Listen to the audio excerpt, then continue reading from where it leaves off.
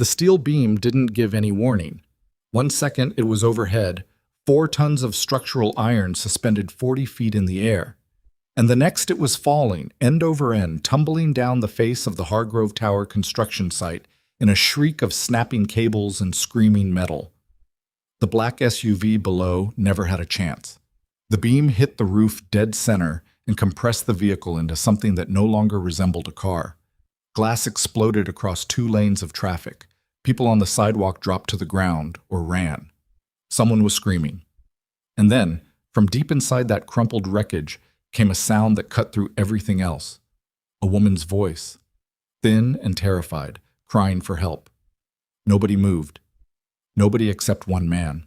If this story already has you holding your breath, you're exactly where we want you. Hit that subscribe button right now and drop a comment telling us what city or country you're watching from. We want to see how far this story travels. And don't forget to like. It takes 2 seconds, and it means the world to us. Now let's go back to that street, because what happens next is something nobody on that sidewalk will ever forget. The morning had started the way most of Ethan Carter's mornings started. Badly. He'd burned the oatmeal.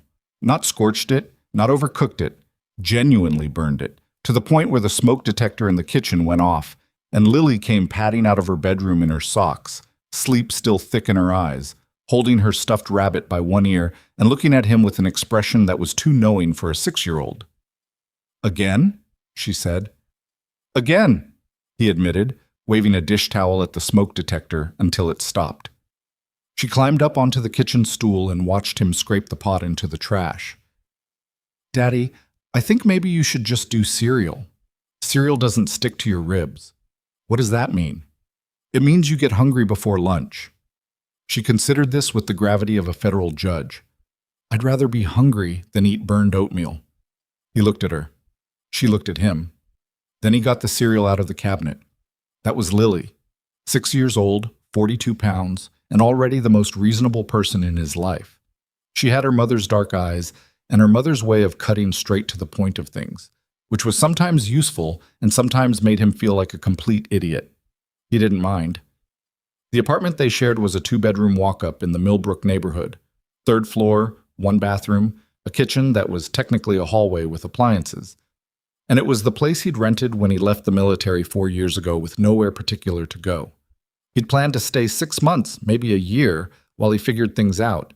He was still figuring. After he dropped Lily at Sunridge Elementary, she kissed him on the cheek, grabbed her backpack, and ran across the schoolyard without looking back, because she was already 6, and kissing your father in public had a limited shelf life. He drove his truck across town to the Hargrove Tower site. The Hargrove project was a 40-story mixed-use high-rise going up on the north end of downtown, and Ethan had been on it since the foundation pour 8 months ago. His official title was construction specialist, which meant he did everything from reading load charts to crawling into spaces that other workers wouldn't crawl into to fix things that other workers couldn't fix. The site foreman, a thick-necked man named Bud Kowalski, had hired Ethan without asking too many questions, which was the way Ethan preferred it. He was good at the work. He understood load and stress and the specific language that structural steel spoke when it was under pressure. He understood it in the way that only comes from years of doing work where the cost of getting it wrong is someone's life. He pulled on his hard hat in the parking area and walked onto the site just after 7. The morning passed without event. He spent 2 hours on the 22nd floor checking the bolt torque on a series of connections that a younger worker had flagged as uncertain. They were fine. He spent another hour on the ground reviewing delivery manifests for the next pour. He ate his lunch, a sandwich he'd made that morning, turkey and mustard, nothing special, sitting on a stack of lumber near the equipment yard, watching the crane operator run loads up the face of the building with the mechanical patience of someone who had done this 10,000 times. It was the kind of day that doesn't give you any reason to remember it. Then, at 1:47 in the afternoon, cable 4 on the secondary crane gave way. Ethan heard it before he saw it, a sharp crack, like a gunshot, followed immediately by the deep mechanical groan of a load shifting. He was on his feet before the sound finished, turning toward the crane tower, and he watched the steel beam that had been in transit between the ground and the 14th floor suddenly dropped free of its rigging on one end. The cable had parted cleanly at the shackle point. The beam swung down in a wide arc, 40 feet of structural steel rotating on its remaining attachment point, building speed. And when that second cable gave, which it did 3 seconds later, because the asymmetric load had already exceeded its rating, the beam fell. It fell clean. It hit the black SUV parked at the site's temporary curb access with a sound like a building falling down, because that was, in a way, what it was. The vehicle's roof caved. The windows blew out in all directions. The front of the car crumpled forward, and the trunk bucked up as the mass redistributed, and then everything went still except for the alarm, which began wailing immediately and didn't stop. People on the sidewalk stood frozen. Workers on the site stood frozen. Someone with a radio was yelling something, but the words weren't reaching anyone. The dust from the impact was still settling. Ethan was already moving. He didn't think about it. Thinking about it would have taken too long, and time was not something the situation had in abundance. He moved across the site perimeter, through the construction fence's open access gate, and to the vehicle in the time it took most people to start processing what had happened. He could see immediately that the beam had taken the roof at an angle. The driver's side was worse. The passenger compartment compressed but not entirely crushed. The beam itself had come to rest with its weight distributed across the hood and the trunk, which meant the center of the car had some structure remaining. Not much, but some. He got to the driver's door and yanked. It didn't move. The frame was bent. He grabbed the handle with both hands, braced his foot against the sill, and pulled with his full weight and strength until the door gave with a tearing sound and swung open. The woman inside was conscious, which was the first thing he checked. She was in the passenger seat. He registered that detail without processing it yet. And she had a cut on her forehead that was bleeding freely into her left eye. The airbag on the passenger side had deployed and partially deflated. She was pinned by a section of the collapsed roof, not hard but enough that she couldn't move her right shoulder. Her face was white. Her eyes were wide and fixed on him with the particular expression of someone who is trying very hard to stay present. "Don't move," he said. "Can you hear me?" "Yes." Her voice was steady, which surprised him. "Yes, I can hear you. Are you hurt anywhere below your waist?" She blinked. I don't think so. My shoulder. Something's on my shoulder." "I see it. I'm going to lift it. When I do, I need you to slide toward me. Not forward, not back. Toward me. Understand?" "Yes." He got his hands under the collapsed section of the roof, a C-shaped piece of the door frame that had bent inward, and he lifted. It wasn't a matter of technique. It was a matter of weight versus strength, and Ethan had spent 20 years building the kind of physical capability that doesn't come from a gym. The metal gave. He held it up and looked at her. "Now!" She moved. She slid sideways toward the open driver's door, and he kept the metal up until she was clear, and then he let it down and reached for her arm to help her out of the car. She came out of the vehicle awkwardly. Her heel caught the sill, and she nearly went down, and he caught her with one arm around her back, and then they were both on the street 10 feet from the vehicle, and he was holding her upright while her legs found their steadiness. She was breathing hard. Her hand was gripping his forearm, and she didn't seem to know it. "You're okay," he said. "The bleeding on your head looks worse than it probably is. Head wounds bleed a lot." She turned and looked at him. He noticed her eyes were an unusual color, somewhere between gray and green, and at the moment they were carrying the particular clarity that only comes after genuine fear, when your body decides you're alive after all, and your brain catches up to the situation. She started. "Sirens," he said. He could hear them already, from 2 directions. "Paramedics are coming. They'll look at your head." He glanced around. A crowd had gathered at the perimeter. Workers and pedestrians mixed together, everyone staring. Bud was on his radio near the fence, face tight. Someone had their phone up, filming. He didn't want to be filmed. He looked back at the woman. "You're going to be fine," he said. "Go toward the sound of the sirens." Then he walked back through the construction fence, through the equipment yard, and picked up the lunch he'd left on the lumber pile. He ate the second half of his sandwich and waited for the foreman to find him. Her name was Claire Whitmore. Ethan didn't know that when he walked away. He learned it 3 days later, the same way most people learn things about Claire Whitmore. From a news website, on his phone, while he sat in the pickup line at Lily's school. The headline was something about the CEO of Whitmore Capital surviving a construction accident. There was a photo of her at some kind of corporate event, shaking hands with a man in a suit, and she looked composed and polished and completely unlike the woman he'd pulled out of the crumpled SUV with blood running into her eye. He read the first paragraph, then put his phone away when Lily came running across the blacktop. "How was your day?" he asked when she climbed in. "We did fractions," she said. "They're not that bad." "No? You just have to think of it like pizza," she said, in the tone of someone who had figured out a secret. "Like 1/2 is half a pizza." "That's actually a good way to think about it." "I know." She buckled her seatbelt. "Can we get pizza for dinner?" They got pizza for dinner. Ethan didn't think about Claire Whitmore that night, or more accurately, he made the deliberate choice not to, which was a thing he was practiced at. The deliberate non-thought, setting something outside the frame of attention and leaving it there. He'd learned it in the military, where you couldn't afford to carry the weight of every close call you'd been part of. You either developed the ability to put things down, or the things piled up until they buried you. He gave Lily her bath. He read her 2 chapters of the book they were working through, a story about a girl who discovers a door in her grandmother's house that leads somewhere that doesn't follow normal rules. Lily asked 3 questions, then fell asleep between one sentence and the next, the way children do.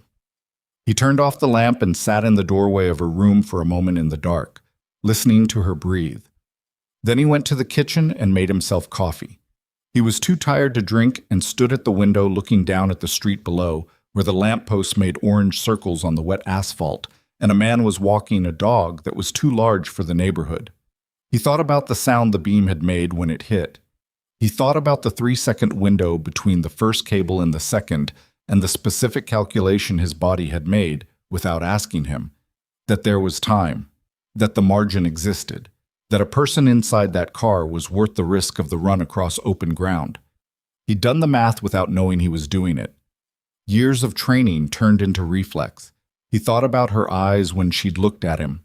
The particular quality of that look, seeing him clearly, not past him or through him, but actually at him, in the way that most people didn't look at construction workers. He poured the coffee down the drain and went to bed. At the site the following week, 2 things happened. First, Bud pulled him into the site office and told him that the cable failure was being attributed to a defective shackle, a manufacturing fault, not a maintenance error, and that the equipment company's insurance would be handling the vehicle owner's claim. Bud said this while looking at the table between them rather than at Ethan, which meant there was something Bud was not saying. "The woman," Ethan said. Bud looked up. "Her people have been asking around, her security team. They want to know who pulled her out of the car."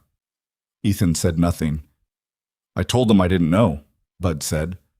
There was a pause. Outside the site office, a compressor cycled on somewhere distant. "Bud," Ethan said. "I didn't know for certain," Bud said, and went back to his paperwork. Ethan went back to work. But 4 days after that conversation, the second thing happened. He came off a shift at 4 in the afternoon to find a white card tucked under his truck's windshield wiper.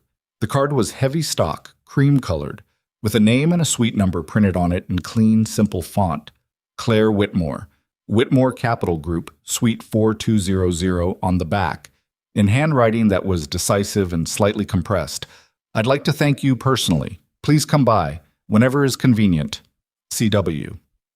He stood in the parking area holding the card for longer than was probably warranted. Then he put it in his jacket pocket and drove to Lily's school. That night, after dinner, he took the card out and looked at it again.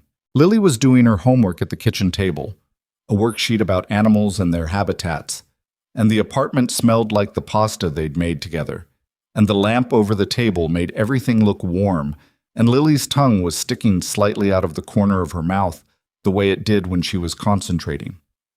He looked at the card. He looked at his daughter. He put the card back in his pocket. He did not intend to go. He went anyway, 12 days later, and he couldn't have said precisely why, except that not going started to feel like a different kind of avoidance. Not the clean, practical avoidance of not wanting recognition, but the messier kind, where you're avoiding something because it unsettles you and you don't want to examine why. He didn't like that kind. He preferred to walk toward the uncomfortable thing and see what it actually was. He wore the same clothes he wore everywhere: work pants, a flannel shirt, boots that had seen better years. He did not bring anything. He parked downtown and took the elevator up to the 42nd floor of a glass tower that smelled like clean carpet and money. And he told the receptionist his name, and she made a phone call, and less than 2 minutes later, Claire Whitmore came through a glass door to meet him. She looked different, cleaned up, and steady. That was the honest thought. She was put together in a way that people with resources are put together. Precisely dressed, composed, carrying herself with the particular posture of someone who was used to being the most capable person in any given room. The cut on her forehead had healed to a faint pink line above her left eyebrow. But her eyes were the same, that same directness. She extended her hand. "Mr. Carter." "Ms. Whitmore," he said, and shook it. "I wasn't sure you'd come." "I wasn't sure either." That seemed to catch her off guard slightly. She'd probably expected something more polished. "Come in," she said. "Can I get you anything? Coffee?" "I'm fine, thank you." Her office was enormous and corner-facing, floor-to-ceiling windows overlooking the city on two sides, the afternoon light coming in at an angle that turned the glass buildings below into a kind of abstraction. He didn't spend time on the view. He sat in the chair she indicated across from her desk and watched her settle across from him. "I've been trying to find you for 2 weeks," she said without preamble. "I know." She waited to see if he'd say more. He didn't. "I wanted to thank you," she said, "properly. What you did, I know how quickly that beam came down, and I know what it would have cost to run toward that car when everyone else ran away from it. You didn't have to do that." "No," he agreed. "But you did." "Yes." She studied him with the same directness she'd had on that street, bleeding and shaken but present. "Most people," she said carefully, "when someone does something that's significant for them, they want to say more than yes." "I'm not most people." She almost smiled. Not quite. "No, I'm starting to see that." There was a brief, not entirely comfortable silence. "I'd like to offer you a position," she said, "with my company. Project coordination. We're expanding into infrastructure development, and I need people who understand construction from the ground level, not from a conference room. The salary would be significantly above what you're making now, and the benefits are—" "No," he said. She stopped. "Thank you," he added, "but no." She looked at him for a long moment. "Can I ask why?" He considered how to say it, not because he wasn't sure what he thought, but because he wanted to say it cleanly, without it sounding like a speech. "I didn't pull you out of that car so you'd owe me something," he said. "I pulled you out because you were in there and I was able to. Those are the only two things that were true. Turning it into a transaction, even a generous one, changes what it was." Claire Whitmore sat very still. "I have a job," he continued. "I have a daughter. I have enough. Not a lot, but enough. I'm not looking for a better situation. I'm looking for a quiet life." She was quiet for a moment that stretched past comfortable. He didn't try to fill it. "That's the most honest thing anyone has said to me in this office in a long time," she said finally. Her voice had changed slightly. The practiced professional quality had come down a notch. He stood. "I'm glad you're okay." "Mr. Carter." She stood too quickly, as if she hadn't planned to. "Would you—" She stopped. Started again. "Would you be willing to get coffee sometime? Not as a business meeting, just—" She glanced away from him briefly, which was the first time she'd broken eye contact during the whole conversation. "I don't actually know many people who say what they mean." He looked at her. She looked back. "I'll think about it," he said, and meant it. He took the elevator back down to the street and walked to his truck in the afternoon light, and the city moved around him the way it always did. Indifferent, loud, enormous. And he thought about the way she'd looked when she stopped herself mid-sentence and had to start over. He thought about that on the drive back to the school to pick up Lily. He thought about it for a while after. He did think about it. For 3 days, Ethan thought about Claire Whitmore's offer of coffee in the way he thought about most things he wasn't sure of. Not obsessively, not with any particular urgency, but in the background, the way a radio plays in another room. While he was checking load tolerances on the 14th floor. While he was making Lily's lunch the night before school. While he stood in the hardware store on Saturday morning trying to remember whether he needed a 1/4-inch or 3/8-inch drill bit for the shelf bracket he'd been meaning to fix for 2 months. He kept coming back to the same thing. The way her voice had shifted in that office, the practiced composure coming down half a notch, and the particular awkwardness of a woman who clearly did not experience awkwardness very often. That small break in the professional surface. He hadn't expected it. He'd walked into that office prepared for a transaction, and he'd gotten something slightly different, and the difference was harder to set aside than the transaction would have been. On the 4th day, he called the number on the card. He got a receptionist, then an assistant, then a brief hold, and then Claire herself, which surprised him because he'd expected another assistant. "Mr. Carter," she said. "Ethan," he said. "Mr. Carter is what they called my father." A pause. "Ethan, you mentioned coffee." "I did." Another pause, shorter. "There's a place on Meridian called Breckett's. It's not fancy. Good coffee, though." "When?" "Tomorrow morning, 7:30. He had to drop Lily at school at 7:15. Breckett's was 6 blocks from Sunridge Elementary. "Fine," he said. He was there at 7:25. She was already there at 7:22, which he noted because it told him something about her. That she was the type who arrived early and sat facing the door. He recognized that habit. He had it himself. She was dressed differently than she'd been in the office. Still put together, but less architecturally so. Dark jeans, a gray sweater, her hair down instead of up. She had a coffee in front of her, and she was looking at her phone when he walked in, and she looked up and put the phone face down on the table, which was a small thing, but a deliberate one. "You came," she said. "I said I'd think about it." "You didn't say you'd actually come." "No," he agreed, and sat down across from her. The waitress came. He ordered black coffee. Claire's cup was already half empty, which meant she'd either been early or anxious or both, and she struck him as someone who would never admit to the second option. The first 10 minutes were awkward, in the way that first conversations are awkward when both people are privately wondering what they're doing there. She asked him how long he'd been in construction. He told her 4 years since leaving the military. She asked what branch. He said Navy. She nodded and didn't push further, which he appreciated because the pushing usually started there. Which unit? What did you do? Were you deployed? The questions that civilians asked because they wanted a story and didn't realize that the people who had the most significant stories were usually the least interested in telling them.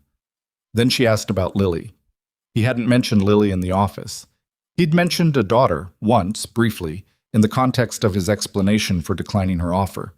He registered that she'd remembered. "She's 6, he said. 1st grade. What's she like?" He considered the question. People asked what kids were like and usually wanted an adjective or two. Smart, shy, energetic. Something they could nod at and file away. He found he didn't want to give her the abbreviated version. "She corrects me," he said, "constantly. She corrected my grammar last week. She's 6 years old, and she told me I should have said fewer instead of less, and she was right." He paused. "She also eats cereal for breakfast every morning because I burned the oatmeal once, and she's never forgiven me for it." Claire laughed. It was a real laugh, not a polished social one, but an actual surprised one, and it changed her face considerably. Once? In her memory, it was once. In reality, it was probably closer to 4 times over the course of a month, but she's consolidated them into a single defining incident. "Smart kid." "Terrifyingly," he said. After that, the awkwardness settled down into something more workable. She told him, without being asked, that she'd started Whitmore Capital at 28 with a partner who'd later tried to buy her out by going behind her back to their primary investors. She'd found out, fired him, bought out his stake instead, and rebuilt the investor relationships herself. She said it straightforwardly, not bragging, just explaining a thing that had happened, and she didn't soften the edges of it or perform any false humility about the outcome. "You don't tell that story like most people would," he said. "How do most people tell it?" "Like it made them who they are. Like there's a lesson at the end." She looked at him. "There isn't." He was a dishonest person, and I outmaneuvered him. The lesson is that some people are dishonest. That's not a revelation. He drank his coffee. You don't talk the way most people do either, she said. What way is that? Around things. She turned her cup slowly on the table. Most people I meet spend about 60% of any conversation saying things that aren't actually what they mean, managing how they're perceived. You just say the thing. It saves time. It does, she said. I'm not used to it. They stayed at Brackett's for an hour and 20 minutes, which was longer than either of them had probably planned. When she looked at her watch and said she had a 9 o'clock she needed to prepare for, he stood and pulled on his jacket, and she stood too, and there was a brief moment on the sidewalk outside where the morning was cold and bright, and neither of them said what came next. Thank you, she said finally, for coming. Thank you for the coffee. He'd paid for both, which he'd done without discussion and she hadn't argued about, which told him she'd understood it wasn't a statement about anything except that he'd been raised a certain way. He walked back to his truck. He had a 7-hour shift starting at 8 and a shelf bracket that still wasn't fixed and a permission slip in his jacket pocket that Lily needed back by Friday. He didn't tell himself anything particular about the morning. He just let it sit. 2 weeks later, she called him. Not the office line, not through the receptionist chain, his cell phone, the number she'd apparently gotten from Bud Kowalski at some point without Ethan knowing. He was on his lunch break, sitting on the same stack of lumber where he'd been eating when the beam came down, and the number that came up was one he didn't recognize. It's Claire Whitmore, she said when he answered. I know, he said, though he hadn't. My team has been running a background check on you, she said. I want to tell you that before you hear it from someone else. He was quiet for a moment. Around him the site noise continued. Compressors. A drill somewhere on a high floor, someone calling down from a scaffold. Why are you telling me? Because I asked them to do it, and I didn't ask your permission first, and I think you're the type of person who would want to know. He didn't say anything to that. We found your service record, she said. Some of it. The parts that are in the accessible portion of public record. You were a Navy SEAL for 15 years, you deployed 6 times, you left the service 4 years ago. Is this a conversation, he said, or a briefing? A pause. I'm sorry, This is why I called you, actually. I wanted to say that I had it done, and I'm not comfortable with having done it. Then why did you? She was quiet for a few seconds, which was the most honest answer she could have given. She did it because she was the kind of person who solved uncertainty with information, who responded to not knowing by gathering data until the not knowing went away. He understood that. He'd known people like that in the military, smart people who used thoroughness as a way of controlling situations that made them anxious. Because you walked away, she said finally, from my office, from the offer, and I've been trying to figure out who does that. Someone who doesn't want anything from you, he said. Not unkindly. Another pause, longer this time. That's not a category of person I have a lot of experience with. He looked at the construction site around him. The crane was running another load up the face of the building, the cable straight and clean in the cold air.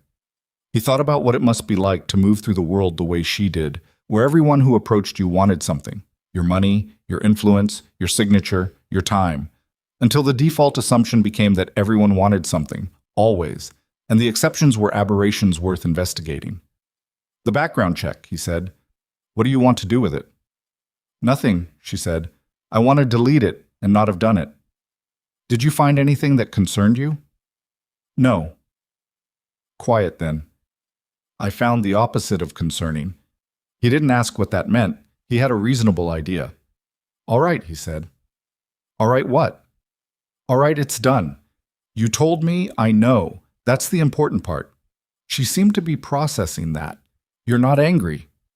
Should I be? Most people would be.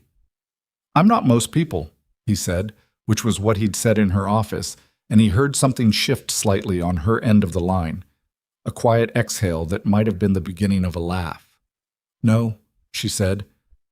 You're really not. He ate the rest of his lunch after she hung up, and he thought about the fact that she'd called to tell him it all.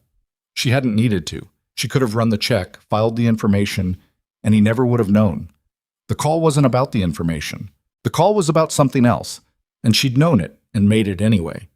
That took a certain kind of honesty. He respected honesty almost above everything. What? The invitation to the Whitmore Capital annual stakeholder dinner arrived at Ethan's apartment via courier on a Tuesday afternoon.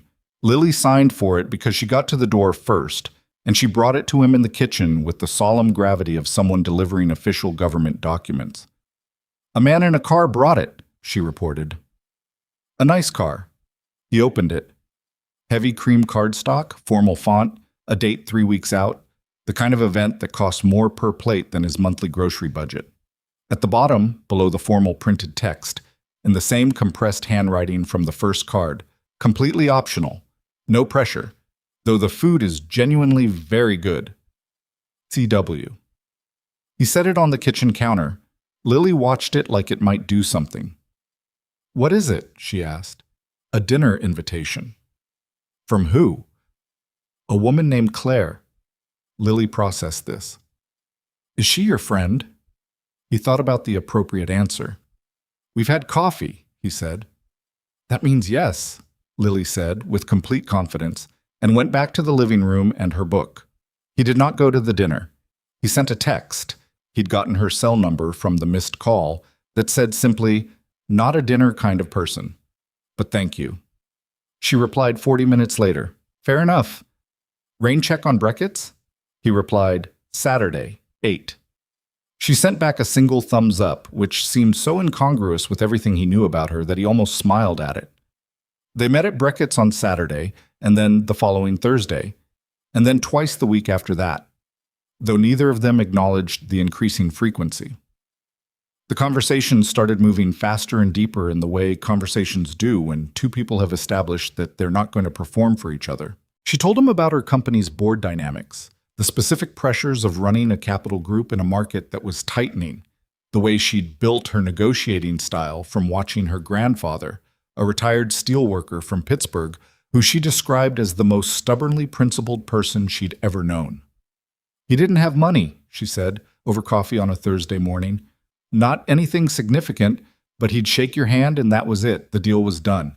He didn't need a contract." "And you built a company on contracts," Ethan said. She looked at the table. "I built a company in an environment where handshakes aren't enough. That's different." "Is it?" She looked up at him. "Are you doing that on purpose?" "Doing what?" "Asking questions that have more inside them than they look like." "Usually," he said.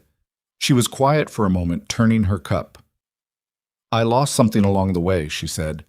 "Between my grandfather's handshake and the first time I signed a 40-page term sheet, I lost something and I don't know exactly where it went." She said it plainly, without self-pity, which he thought took considerable self-awareness. "I built exactly what I set out to build, and somewhere inside it I lost the thing that made me want to build it in the first place." "What was the thing?" She thought about it. "Independence," she said finally. "The idea that I could create something no one could take away from me. Completely mine," she paused. "But things that are completely yours are also lonely, in a specific way." He looked at her for a moment. "Lily had a classmate last year who was very protective of her toys," he said. "Wouldn't share with anyone. At the end of the day, she always had all her toys and no one to play with." Claire stared at him. Then she laughed again. That same real laugh. "Did you just compare my life's work to a 6-year-old hoarding toys?" "I compared the principle," he said, straight-faced. "You're terrible," she said, but she was still smiling. That was the morning, he thought later, that something changed in the texture of their meetings. Something that had been provisional started to feel less so. He should have known, in retrospect, that the news would get there eventually. The story broke on a Wednesday. A local media outlet ran a piece on the Hargrove beam collapse, a delayed investigation piece, 3 months after the incident, and in the process of reporting on the construction company's safety record, a freelance journalist had tracked down cell phone footage from a bystander on the day of the accident. The footage was shaky and partially obscured, but it showed clearly enough. A construction worker in a hard hat running toward the collapsed vehicle, pulling the driver's door, working at the crumpled frame, and extracting a woman from the wreckage in under 3 minutes. The outlet ran the footage with the headline, "Who is the construction worker who saved CEO Claire Whitmore?" The story was shared 40,000 times in the first 6 hours. Ethan found out from Bud, who called him at 6 in the morning while he was making Lily's lunch. "Your face is on the internet," Bud said without preamble. "How clear?" "Clear enough." He put the phone down and checked. The footage wasn't perfectly clear. The hard hat helped, and the angle was off. But it was identifiable to anyone who knew him. The comments section was the kind of thing he'd learned years ago not to read. His phone started ringing at 6:45, a number he didn't recognize. Then another. He turned it off, dropped Lily at school, drove to the site, and tried to have a normal day. He made it until 10:30 before Claire called on the site phone, which she'd gotten through Bud's office line. The receptionist on Bud's line transferred it to a site phone near the equipment yard, and he picked it up and knew from the first second who it was. "I had nothing to do with that story," she said immediately. "I want you to know that." "I know," he said.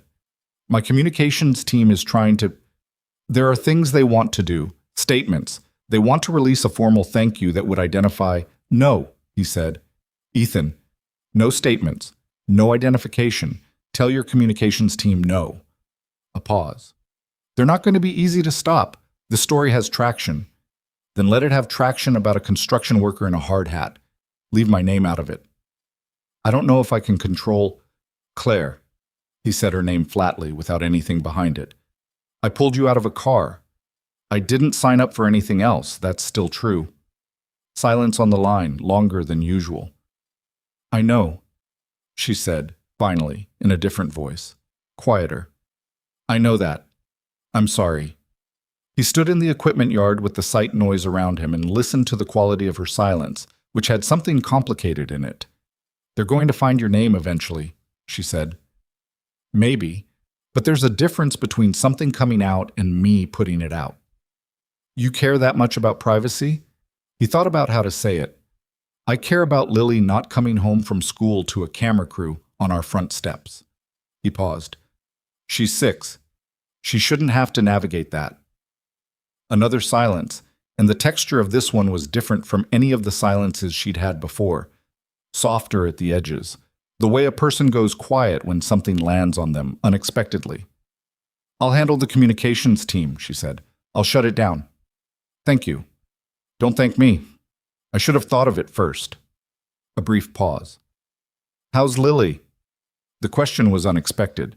He'd mentioned Lily's shoes being too tight the last time they'd had coffee. A passing comment, nothing significant. "Her feet stopped hurting," he said. "Good." Another pause, and then she said, in the tone of someone who has decided to say a thing before they can decide not to, "She sounds like someone I'd like to meet." He said nothing for a moment. Outside the equipment shed, a worker walked past with a load of rebar on his shoulder, nodding at Ethan without stopping. "She's very direct," he said finally. "I've been told I can handle direct." "Not like this." He could hear the smile in it when she spoke. "Now, I'm curious." He looked down at the ground. A beetle was making its way across the concrete with tremendous purpose, heading somewhere with complete conviction. He watched it for a second.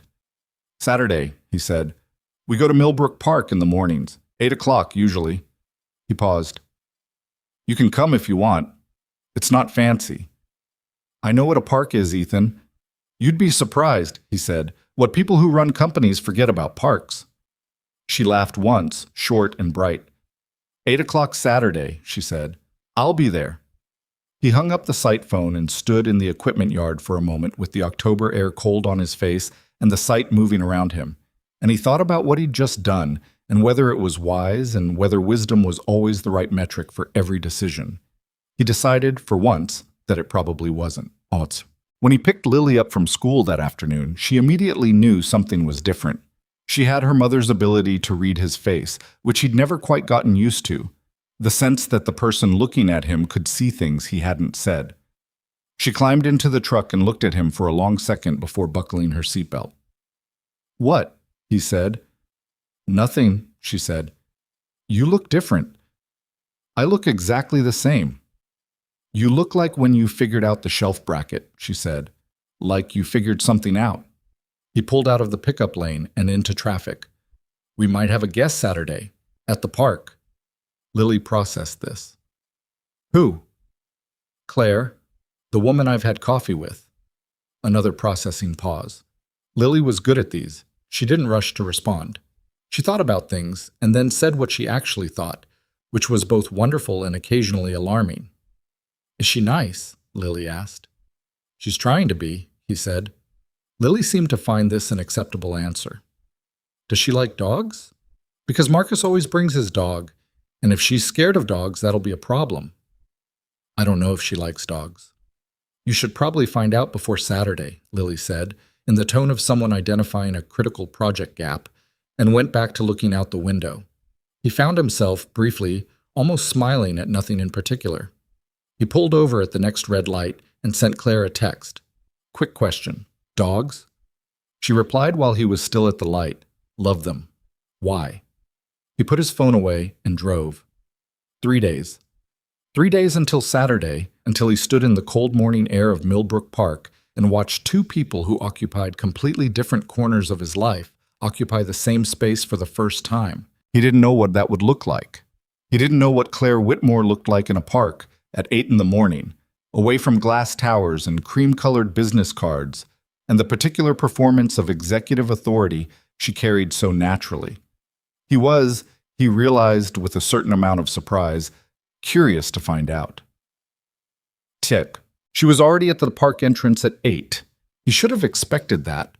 She was, as he'd noted at Brackett's, the type who arrived early. She was standing near the gate in a jacket that looked like it was designed for actually cold weather rather than for the appearance of being dressed for cold weather. And she had her hands in her pockets, and she was watching a pair of pigeons with the focused attention of someone who wasn't thinking about pigeons at all. Lily spotted her first. Is that her? Probably. She's tall, Lily observed. People are often tall. Not that tall, Lily squinted. She's pretty. Don't say that to her face. Why not? Because she probably gets told that a lot, and it's not the most interesting thing about her. Lily looked up at him with an expression he couldn't quite categorize. What is the most interesting thing about her? He looked across the park at Claire Whitmore, who had turned and seen them, and was now walking toward them with her hands still in her pockets, the morning light making her look somewhat less like a CEO and more like just a person who happened to be in a park. I'm still figuring that out, he said. Claire reached them and crouched down to Lily's level. Not awkwardly, not with the exaggerated brightness of an adult performing interaction with a child, but simply, like it was the natural thing to do. She looked at Lily directly. You must be Lily, she said. You must be Claire, Lily said back, in the exact same tone. Something in Claire's face shifted, a small, genuine surprise, and then something that was very nearly delight. She glanced up at Ethan briefly. He kept his expression neutral. Your dad told me you're in first grade, Claire said. He also told me you run a company, Lily said. What kind? A financial company. We invest money. Lily considered this. Into what? Different things. Buildings, businesses, infrastructure. That's not very specific, Lily said. Claire blinked. Then she laughed, a real and somewhat startled laugh, and straightened up and looked at Ethan. You were right, she said. Not like you described. Worse or better? She looked at Lily, who was looking at her with frank and unimpressed curiosity. Better? She said, and she said it like she meant it, and Ethan thought that she probably did. They walked. Millbrook Park in October was stripped down to its basics. The trees half bare, the paths scattered with wet leaves, the cold making the air clean and sharp. Lily ran ahead, as she always did, in the particular way of children who treat every park as a wilderness requiring thorough investigation, and Ethan and Claire walked a few paces behind at the pace that people adopt when they're somewhere between a walk and a conversation. She doesn't warm up slowly, Claire said. No, she never has. He watched Lily crouch down near the base of a tree, apparently having found something worth examining. Her mother was the same way, either fully present or fully somewhere else. No in between. A brief pause. Claire had learned, over their weeks of coffee, not to rush those pauses. What happened to her mother? She left, he said. When Lily was 18 months old, she had her own things to deal with. We were both better positioned afterward. Lily was too young to carry it. But you weren't. He glanced at her sideways. No, but I managed. She nodded once and didn't push it further, and he appreciated that about her. The ability to receive information without turning it into an opportunity for analysis. They watched Lily stand back up, hold something small up to the light, examine it, and then carefully put it in her jacket pocket. What's she collecting? Claire asked. Hard to say without looking. Probably a rock or a piece of bark with interesting texture. She has a shelf at home. I've stopped asking what's on it. That's a good shelf to have, Claire said quietly. He glanced at her again. She was watching Lily with an expression he hadn't seen on her before. Not analytical, not evaluating, just looking. Something open in it that she didn't usually let show. When I was her age, Claire said, I had a shelf too. My mother made me throw everything away when I was 9 because it was, and I quote, clutter. She said it without obvious bitterness, but the flatness of her voice was its own commentary. I think that was probably the beginning of something. Of what? She thought about it. Of learning that the only things worth keeping were things with obvious value, things you could explain to someone. She paused. Rocks with interesting texture don't survive that standard. He didn't say anything. Lily had found Marcus and his enormous, overenthusiastic dog near the fountain and was currently being investigated by the dog's nose with great thoroughness while Marcus laughed and apologized and Lily looked utterly unbothered. She's not afraid of anything, Claire said. She's afraid of plenty of things, Ethan said. She's afraid of the drain in the bathtub. She's afraid of the noise the refrigerator makes at night. She cried for 40 minutes last spring when a bird flew into our window. He paused. But she's not afraid of dogs, and she's not afraid of new people. Those 2 things I got right. Claire turned and looked at him, and the morning light was directly on her face, and her expression was the most undefended he'd seen it. No professional composure, no management of perception, just a person looking at another person and feeling something she hadn't entirely prepared for. How? She asked. Not the question about the dog or about Lily. The bigger question inside it. He watched his daughter trying to teach Marcus's dog to sit, with the patient authority of someone who had complete faith in the project, despite clear evidence that the dog was not listening. I stopped trying to protect her from everything, he said, and started trying to make sure that when hard things happened, she knew how to stand up after. He paused. That's all I've got. That's the whole plan. Claire Whitmore said nothing for a long moment. The park moved around them. Leaves, wind, the dog, Lily's voice carrying across the cold air as she firmly repeated the word sit, with the conviction of someone who believes repetition is the key to all learning.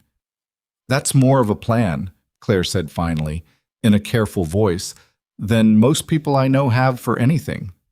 Ethan didn't answer. He put his hands in his jacket pockets and watched Lily, and the morning settled around them, and Claire Whitmore stood beside him in the cold air of a public park in October, hands in her own pockets, watching a 6-year-old try to teach a dog to sit, and she looked, for the first time since he'd met her, like someone who wasn't running anything. He noticed that. He didn't say it, but he noticed it. The dog's name was Captain, and he never did learn to sit. Lily tried for 20 minutes that Saturday morning, with a focus and patience that Ethan recognized as distinctly her own, the same patience she brought to building card towers on the kitchen table, the same refusal to acknowledge the possibility of failure.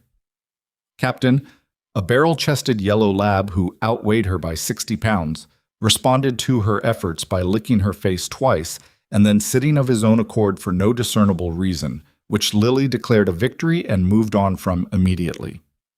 Claire watched the whole thing from beside Ethan and said almost nothing, and he noticed that she was the kind of person who could be genuinely quiet, not the uncomfortable quiet of someone waiting for their turn to speak, but the settled quiet of someone actually watching something.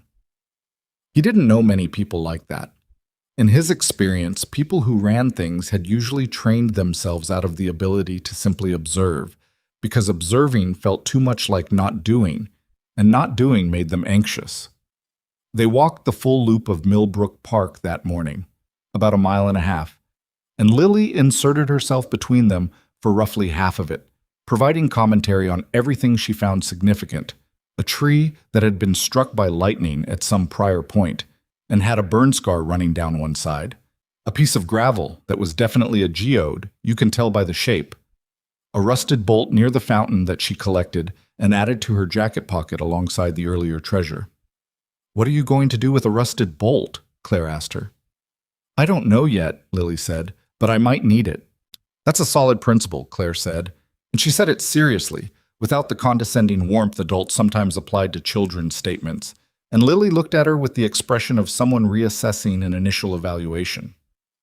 After the park, Ethan had planned to take Lily for breakfast at the diner on 4th Street, the way they usually did on Saturday mornings. He invited Claire without making a production of it, the way you invite someone who is already there. "We're going to the diner if you want to come." And she said yes in the same low-key register, and the three of them walked the 4 blocks to Dorman's in the November cold. Dorman's was not the kind of place Claire Whitmore normally ate breakfast. It was the kind of place where the menus were laminated, and the coffee came in thick ceramic mugs, and the booths had duct tape on 2 of the seat cushions, and the cook knew Lily's name and called it out when she came through the door. Lily answered with a wave. Claire slid into the booth across from them and looked at the laminated menu with an expression that was not quite what Ethan expected. Not discomfort, but something closer to concentration, like she was trying to remember something. "I used to eat at places like this," she said. "Before." "Before what?" She set the menu down. "Before I had a company that had a communications team that had opinions about where I was photographed." "And now?" She glanced around Dorman's, the regulars at the counter, the cook visible through the service window, the duct-taped booth cushions, the hand-lettered specials board on the wall. "Now I mostly eat at places where the menu is not laminated," she said. "Is that better?" She thought about it with more seriousness than the question probably deserved. "The food is usually technically better," she said. "But I don't think I enjoy it as much. I think I stopped tasting things somewhere along the way." Lily looked up from the children's menu, which was mostly pictures. "My dad says that about sleep," she said. "He says he stopped sleeping somewhere along the way." Both adults looked at her. "What?" she said. "He does." "I do," Ethan confirmed to Claire's unasked question. "The military?" Claire said. "Partly. Partly having a newborn. Partly just getting older." He shrugged. "I sleep fine now. I just sleep differently than I used to." The waitress came. Lily ordered pancakes with a side of bacon, which was her standing order, delivered with the confidence of someone who had spent considerable time arriving at this decision. Ethan ordered eggs and toast. Claire looked at the menu once more, then ordered the same thing as Lily. Lily glanced across the table. "Good choice," she said, with the air of a restaurant critic offering a provisional endorsement. Breakfast was an uncomplicated hour. Lily talked about her class's upcoming science project, something involving plants and what happened when you changed the color of the light they grew under. And Claire asked questions about it that were genuine rather than performed, the kind of questions that came from actual curiosity rather than from knowing that you were supposed to show interest in children. She asked about the variables, about how Lily planned to control for them, about what result Lily was hoping for versus what result she expected. "Those are different questions," Lily said, looking at Claire with real interest now. "My teacher says that too. She says science is about what happens, not about what you want to happen." "Your teacher's right," Claire said. "But sometimes what you want to happen is what happens," Lily said. "Is that allowed?" "That's the best case," Claire said. "That's what you're working toward." Lily considered this with a small nod, apparently satisfied, and went back to her pancakes. Ethan poured more coffee and said nothing and watched the two of them and felt something he didn't have a clean word for. Not quite happiness, because happiness implied a completeness that the moment didn't have, but something adjacent to it. Something like the recognition that a thing he hadn't expected was happening and was not terrible. On the way out, Claire paid for breakfast before he could, which he noticed and didn't challenge because she'd done it smoothly and he recognized the move. She'd been watching for when his attention shifted to Lily and had taken the 30-second window to hand her card to the waitress at the counter. He filed it away. Not offended, just noted. On the sidewalk, she said goodbye to Lily first. Lily studied her for a moment, then said, "You can come to the park again," in the tone of someone granting a significant permission, and Claire accepted it with the appropriate gravity. Then she looked at Ethan. "Thank you," she said. "For this." "It was breakfast," he said. "I know what it was," she said, and left. He stood on the sidewalk with Lily and watched her walk half a block to where a car waited. Not a limousine, just a dark sedan, but clearly a car with a driver. And get in, and the car pulled away into the Saturday morning traffic. "I like her," Lily said. "Yeah," Ethan said. "She asks real questions." "What does that mean?" "Like she actually wants to know the answers," Lily said. "Most grown-ups ask questions, but they're not really listening." She looked up at him. "She listens." He looked at the empty street where the car had been.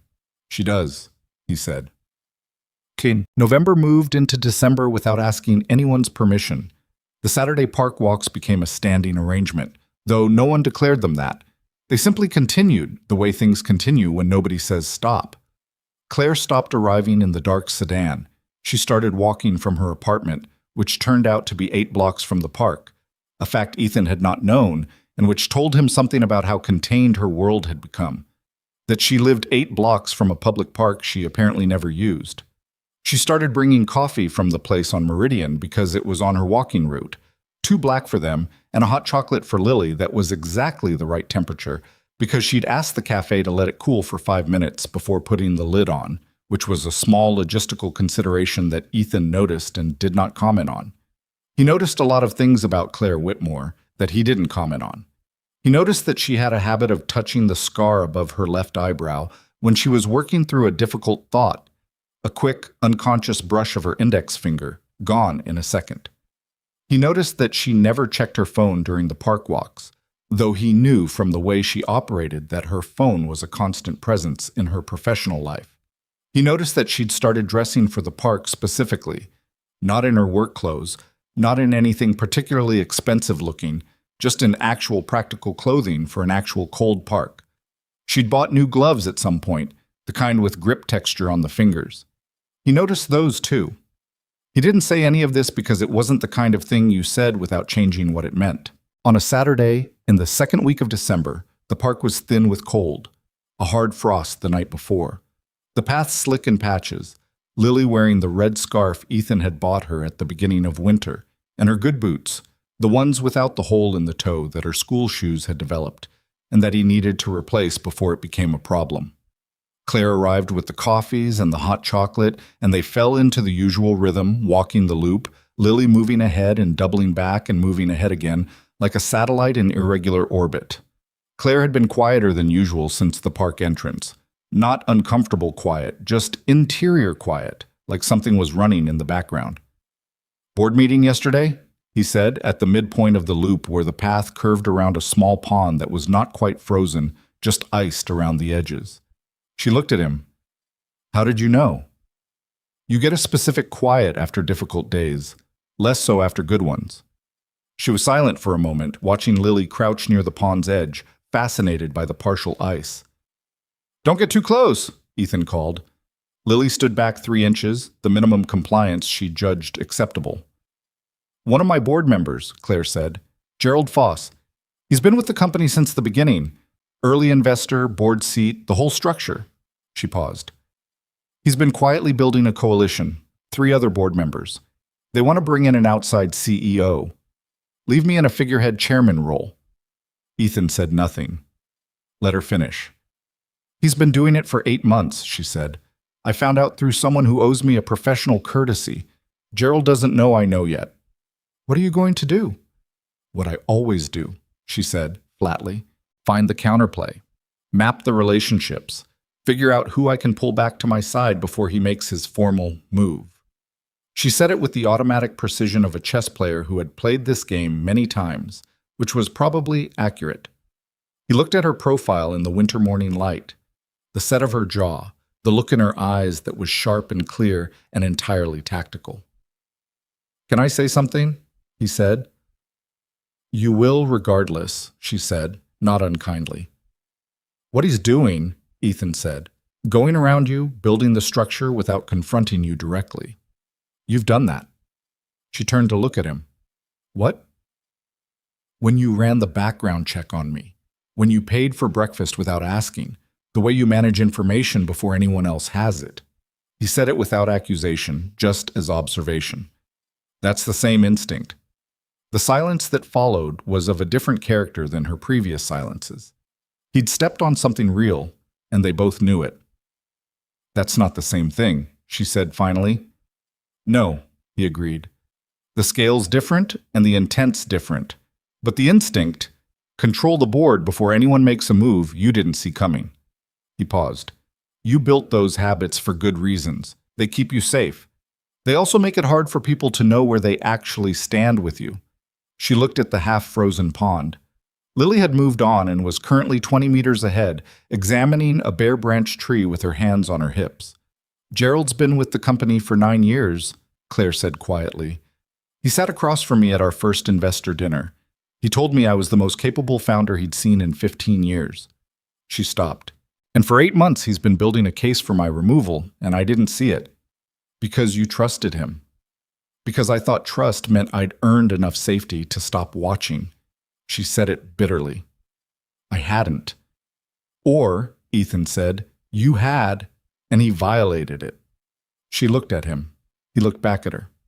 "Those are different conclusions," she said. "Yeah," he said. "They are." She was quiet for a long time, long enough for them to complete the rest of the loop and meet Lily back near the park entrance, where she reported that she had found evidence of what she believed was a vole's winter burrow, and she needed them to come look at it immediately. They went and looked at what was probably just a gap in the root system of an old oak, and they both agreed it was a compelling vole hypothesis, and Lily accepted this scientific validation with satisfaction. Walking out of the park, Claire's hand brushed his arm briefly. Not grabbing, not holding, just a momentary contact here and then gone. And she was looking ahead when it happened, and he didn't look at her either. And neither of them mentioned it, and it sat between them for the rest of the morning like a word someone had said in another language that you almost understood. The week before Christmas, Ethan's building Super, a battered, good-natured man named Phil Bauer, who had managed the walk-up for 20 years and treated every repair request with the urgency of a man who had seen worse and was in no particular hurry, knocked on the apartment door on a Tuesday evening to inform Ethan that the hallway radiator outside his unit was going out entirely and that the building's heating system would be intermittently affected for the next 3 to 4 days while parts were ordered. He said this without apparent guilt, accepted Ethan's silence on the matter as agreement, and left. The apartment got cold on Wednesday. Tolerable, but noticeably cold. Lily slept in 2 pairs of socks and didn't complain, which was its own kind of indictment. Ethan spent Wednesday evening replacing the weather stripping on the front door and the window in Lily's bedroom, which helped somewhat, and blocked the gap under the front door with a rolled towel, which helped more. He mentioned this to Claire in a text, not for any particular reason except that she'd asked how his week was going, and it was what was happening. She called 20 minutes later. "I have a guest room," she said. "We're fine."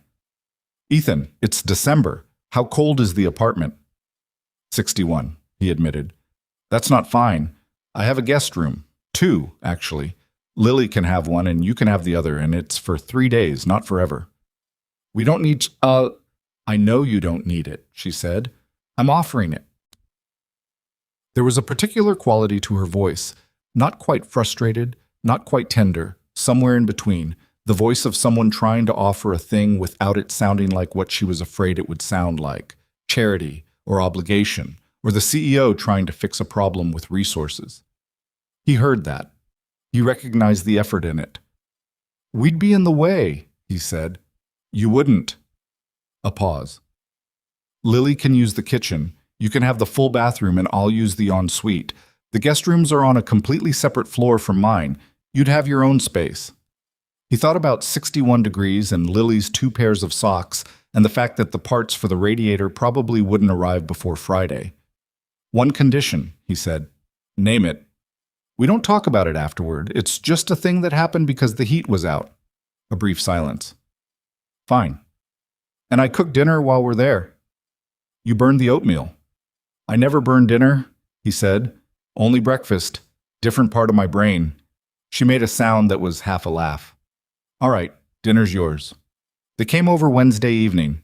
Claire's apartment was on the 28th floor of a building in a part of the city where the lobbies had marble floors and the elevators had buttons that didn't stick.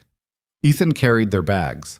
Lily carried her backpack and her stuffed rabbit and was very composed about all of it until the elevator doors opened directly into Claire's apartment foyer, at which point she stopped and looked at the ceiling, which was high, and then at the windows, which were floor to ceiling and showed the city below in all its lit nighttime geography. Oh, Lily said quietly. It was, Ethan had to admit, something. He wasn't a man who was generally moved by spaces, but the view was the kind of thing that stopped you for a second, whether you wanted it to or not. Claire was waiting in the living room, dressed in what he was learning was her domestic version of herself, the version that existed in her own space when she wasn't performing any particular role. She'd made tea, which was on the kitchen counter, and the apartment was warm in the specific way of places that have genuinely good heat and have never had a failing radiator. Lily walked to the windows and pressed her forehead against the glass and looked at the city below with the concentration of someone memorizing a map. Can you see our building from here? She asked. Show me where it is on the map, Claire said, and got her phone and brought up a satellite view, and they stood at the window together while Lily traced the route from the park to the school to their street, and Ethan set down the bags and watched them from across the room. He made dinner that night, pasta with a sauce that started from scratch, something his grandfather had taught him years ago that required time and attention and produced results that justified both. It filled Claire's kitchen with smell, which felt like an intrusion that she didn't seem to mind. She sat at the kitchen island with a glass of wine and watched him cook with the particular expression of someone watching a person be competent at something unexpected. You're actually good at this, she said. Why is that surprising? I don't know. I suppose I pictured you eating sandwiches perpetually. I eat sandwiches at work, he said. At home I cook. Who taught you? My grandfather. My dad wasn't around much. My grandfather raised me for the better part of 5 years when I was a kid. He stirred the sauce. He was a cook in the Navy before he was anything else. Spent 30 years on ships. Said there was nothing a good meal couldn't make slightly more bearable. Was he right? Ethan considered it. Not about everything, but about that mostly. Lily ate 2 bowls and then fell asleep on the couch with her rabbit before 8 o'clock, which was 20 minutes earlier than usual and a fairly clear verdict on how well she'd been sleeping in a 61-degree apartment. Ethan carried her to the guest room and tucked her in and came back out to find Claire washing the dishes, which he had planned to do. You don't have to do that, he said. You cooked, she said. Basic division of labor. He picked up a dish towel and dried while she washed, and they stood side by side in her kitchen with the city outside the windows and did the ordinary domestic task in a silence that was entirely comfortable, which was something he noted and then carefully left alone. She went down fast, Claire said. Cold apartments, he said. Your body spends energy keeping warm even when you're not doing anything. Makes you tired. Why didn't you call the building management company? The landlord must have a... Phil handles things when he handles things, Ethan said. That's the arrangement. But Lily was sleeping in the cold. For 2 nights, and she had socks. Ethan. Her voice had an edge to it, not angry, more like something frustrate pressing against a limit. You could have called me on Wednesday. You didn't have to wait until I asked. He set down the dish he'd been drying and looked at her. I wasn't going to call you because my radiator went out. Why not? Because that's not what we... He stopped, started again. You're not on the list of people I call when something breaks. That's not what this is. She turned to look at him directly. What is it? The kitchen was very quiet. Outside, the city made its distant nighttime noise 28 floors below, and the light over the sink was the only one on, and it made the kitchen feel smaller than it was. I don't know exactly, he said, but it's not that. She held his gaze for a moment, then turned back to the dishes. All right, she said. Her voice was neutral, but her jaw was tight, and he saw it. And he understood that he'd said something that landed in a place she hadn't entirely shown him yet. They finished the dishes. She said goodnight in the hallway and went to her room. He went to the guest room and lay on a mattress that cost more than his monthly rent and looked at the ceiling and listened to the silence of a well-insulated building and thought about the look on her face when he'd said, "It's not what this is." The very brief, entirely controlled flicker of something that she'd shut down immediately. He thought about it for a long time before he slept. Christmas approached with its particular combination of warmth and pressure, and the 3 days at Claire's apartment became 3 days that neither of them referenced explicitly, but that somehow shifted the ground of things in a way that ground, once shifted, does not generally shift back. They fell into something that had no clean name, not a routine exactly, but a pattern with texture to it. Claire started appearing at the apartment on Sunday afternoons, sometimes with food from a market near her place, sometimes with nothing, sometimes with something for Lily that she'd seen and thought of. A book about geology, a set of watercolor pencils, a small glass terrarium kit that Lily spent an entire Sunday afternoon assembling on the kitchen table with Claire's assistance and Ethan's occasional architectural input on the matter of drainage layers. He watched them do this. His daughter, and this woman who ran a capital management company, spending 3 hours arranging gravel and activated charcoal and small ferns in a glass container on his kitchen table, consulting the instruction sheet with the focus of people engaged in meaningful work. And something turned over in his chest that he did not examine too closely. He was good at not examining things too closely. He'd practiced it for years, but he was finding that with Claire Whitmore, the practice required more deliberate effort than it used to. Lily, for her part, had accepted Claire's presence in the way children accept things they've decided are good, completely and without ongoing negotiation. Claire was simply there now, the way the park was there on Saturdays and the diner was there on Saturday mornings, and the shelf of rocks and interesting debris was there in Lily's room, a fixed point in the geography of the week. One Sunday in mid-January, Ethan came home from a hardware run to find them in the living room, Lily showing Claire the shelf. This was a significant development. The shelf was not open to general visitation. It was, as far as Ethan could tell, a private archive, and Lily curated access to it carefully. He stood in the doorway and watched Claire sit cross-legged on Lily's bedroom floor while Lily handed her items one at a time and explained each one. The suspected geode from the park, the rusted bolt from the fountain, a fragment of blue glass worn smooth by some kind of water or time, a hinge from somewhere, 2 perfectly round pebbles, a piece of bark with an unusual texture, a small brass button with an anchor on it that Lily had found in a gutter 6 months ago, and that was, she said, her favorite. "Because of the anchor?" Claire asked. "Because it was lost," Lily said. "Someone lost it, and it ended up in a gutter, and now I have it, so it's not lost anymore." Claire turned the button in her fingers. "That's a good reason to keep something," she said. "Everything on the shelf was lost," Lily said. "That's the rule. Only things that were lost." Claire looked at the shelf, then at Lily. "Does your dad know that rule?"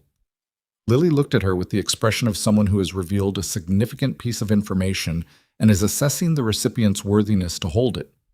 "He knows there's a rule," she said. "He doesn't know what it is." Claire handed the anchor button back carefully. "I'll keep the rule," she said. Ethan stepped back from the doorway before either of them saw him. He went to the kitchen and put the hardware supplies away and stood at the counter for a moment with his hands flat on the surface, looking at nothing, feeling the specific weight of realizing something he'd been trying not to realize. He had let her in.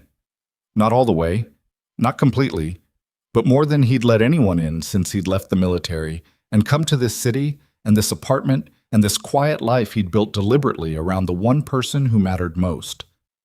He didn't know what to do with that. He knew what he'd done with it in the past, worked it through, assessed the situation, made a deliberate choice about whether the risk was acceptable. He was a man who had been trained to assess risk, who had spent 15 years in environments where the cost of misjudging it was absolute. He knew how to be careful. He knew how to build walls that held. What he didn't know, what he was starting to understand he'd forgotten, or maybe never properly learned, was what you did when the wall was already down and you'd been so busy watching something else that you hadn't noticed it happening. He put the kettle on for tea and listened to Lily explaining the classification system for her rocks to Claire in the next room, and the sound of their two voices, the small one and the grown one, moved through his apartment like light through a good window, and he stayed in the kitchen and let himself feel the particular complicated weight of something that was not easily named and was not easily put down. On the shelf in Lily's room, among the lost and found things, the anchor button sat where it always sat, and it was not lost anymore. It was a Tuesday afternoon in late January when Claire made the mistake. Not a dramatic mistake. Not the kind with raised voices or broken things. The quiet kind, which in Ethan's experience were the ones that did the most lasting damage, because they came from a place deep enough that the person making them usually didn't see them coming. She called him from her car, between meetings, the way she sometimes did. Quick calls, a few minutes, just checking in, which was a phrase that neither of them used but which described what the calls were. "I talked to someone," she said. "A contact of mine. He runs a design build firm, mid-size, reputable. They're expanding their project coordination division, and I told him about your background." Ethan was quiet. "It's a real position," she said. "Not a favor.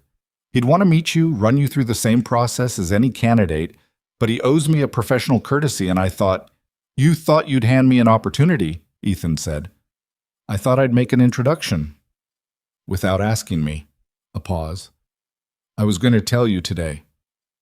"After you'd already made the call." Another pause, shorter. "Yes." He stood in the equipment yard with his phone against his ear and looked at the construction around him. The site he'd worked for 9 months, the crane running its loads, the building going up floor by floor with the patient arithmetic of things built correctly.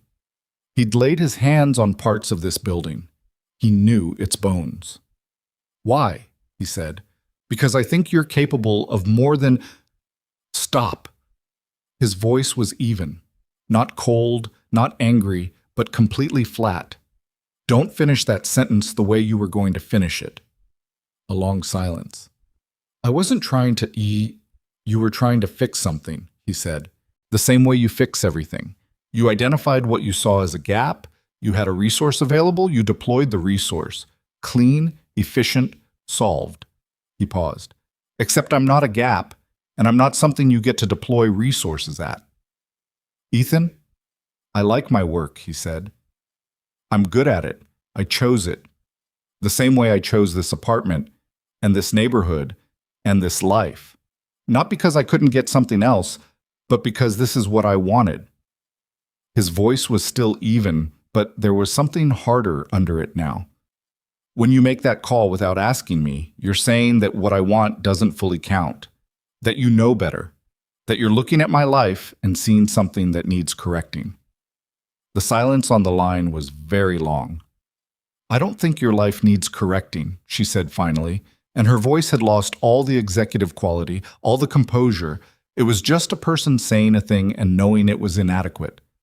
"I think you deserve more options than you allow yourself." "That's the same thing dressed differently." "Maybe."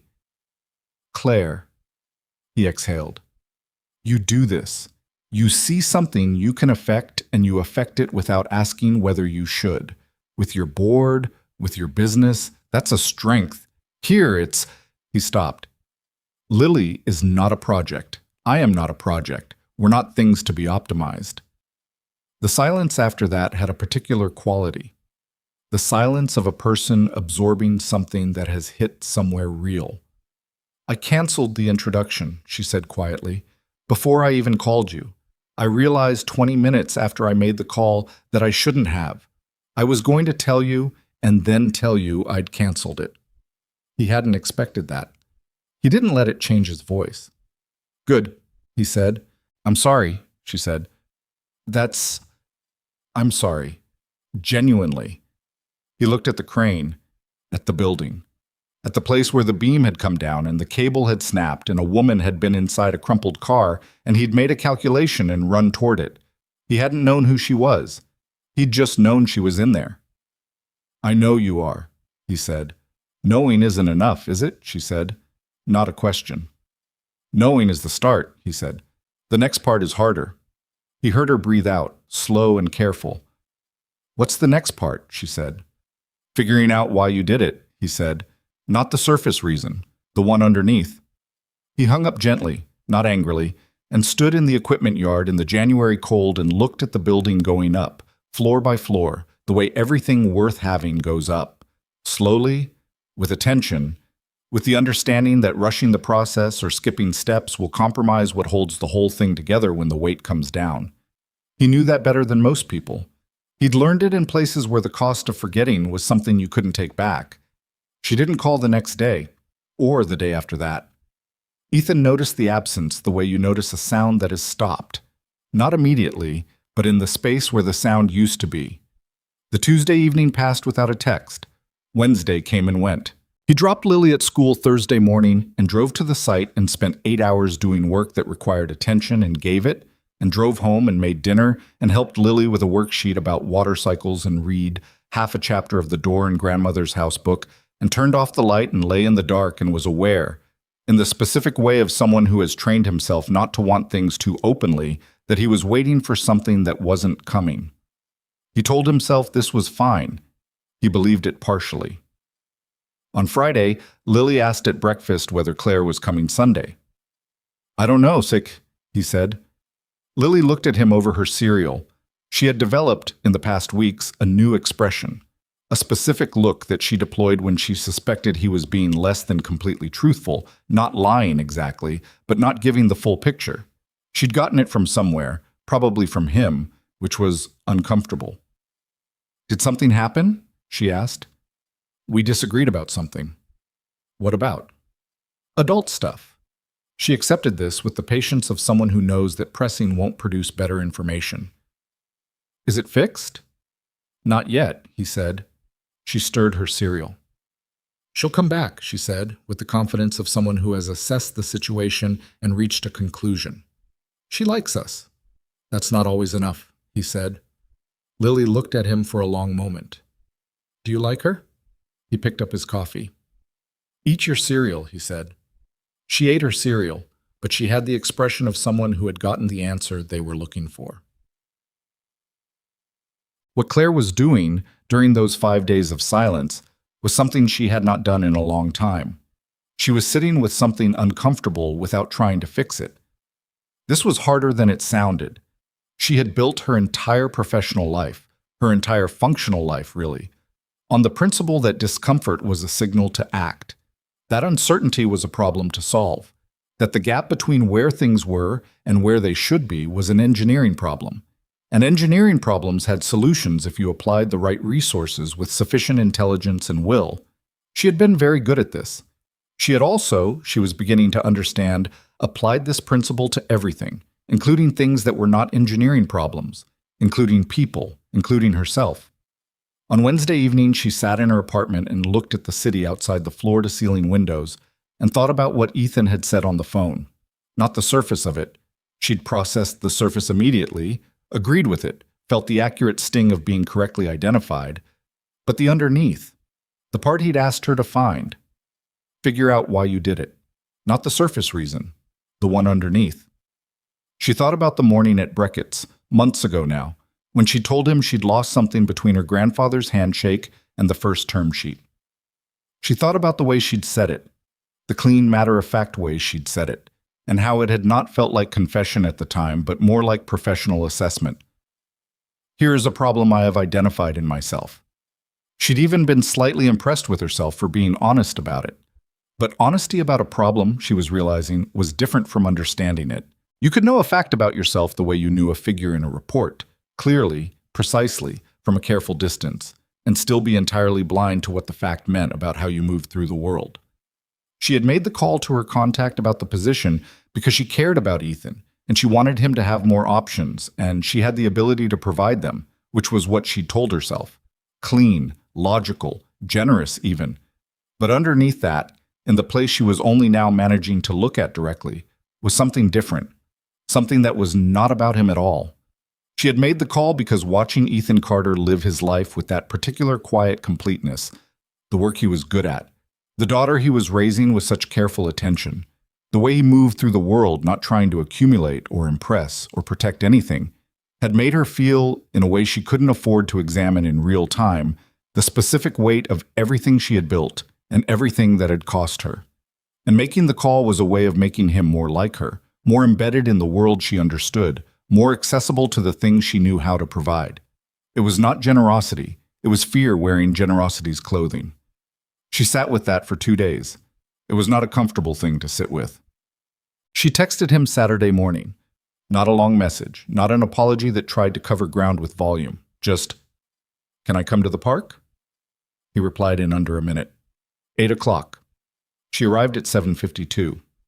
He and Lily were already at the entrance, Lily in the red scarf, Ethan with his hands in his jacket pockets. He looked at her when she came up, and his face was the same face it always was. Not cold, not warm, just open and reading, the face of someone paying attention. She didn't have coffees. She'd forgotten them for the first time because she'd been so focused on getting there that the routine had slipped. She noticed this as she walked up and felt the particular sting of small failures. "I forgot the coffees," she said. "I know," he said. He held out a cup. He'd brought an extra. She took it and didn't say thank you because it would have been too much and he would have known that too, and it would have embarrassed them both. She just took it, and they fell into the walk, and Lily ran ahead, and the park was gray and winter-stripped and cold, and exactly what it always was. They walked half the loop before she said anything. "I thought about what you said," she told him, "for 5 days. I thought about why." He walked beside her, unhurried. And I didn't do it for you," she said. "I did it because watching you be okay, actually okay, not just managing but genuinely okay with what your life is, made me feel something I didn't want to feel. So I tried to change your situation instead of sitting with mine." The path curved around the half-frozen pond. Lily was ahead, had stopped at the oak tree, was checking on the suspected vole burrow with professional attention. "What was the thing you didn't want to feel?" Ethan said. "That I traded everything for something, and I'm not sure the trade was right." She said it to the path in front of her, not to him.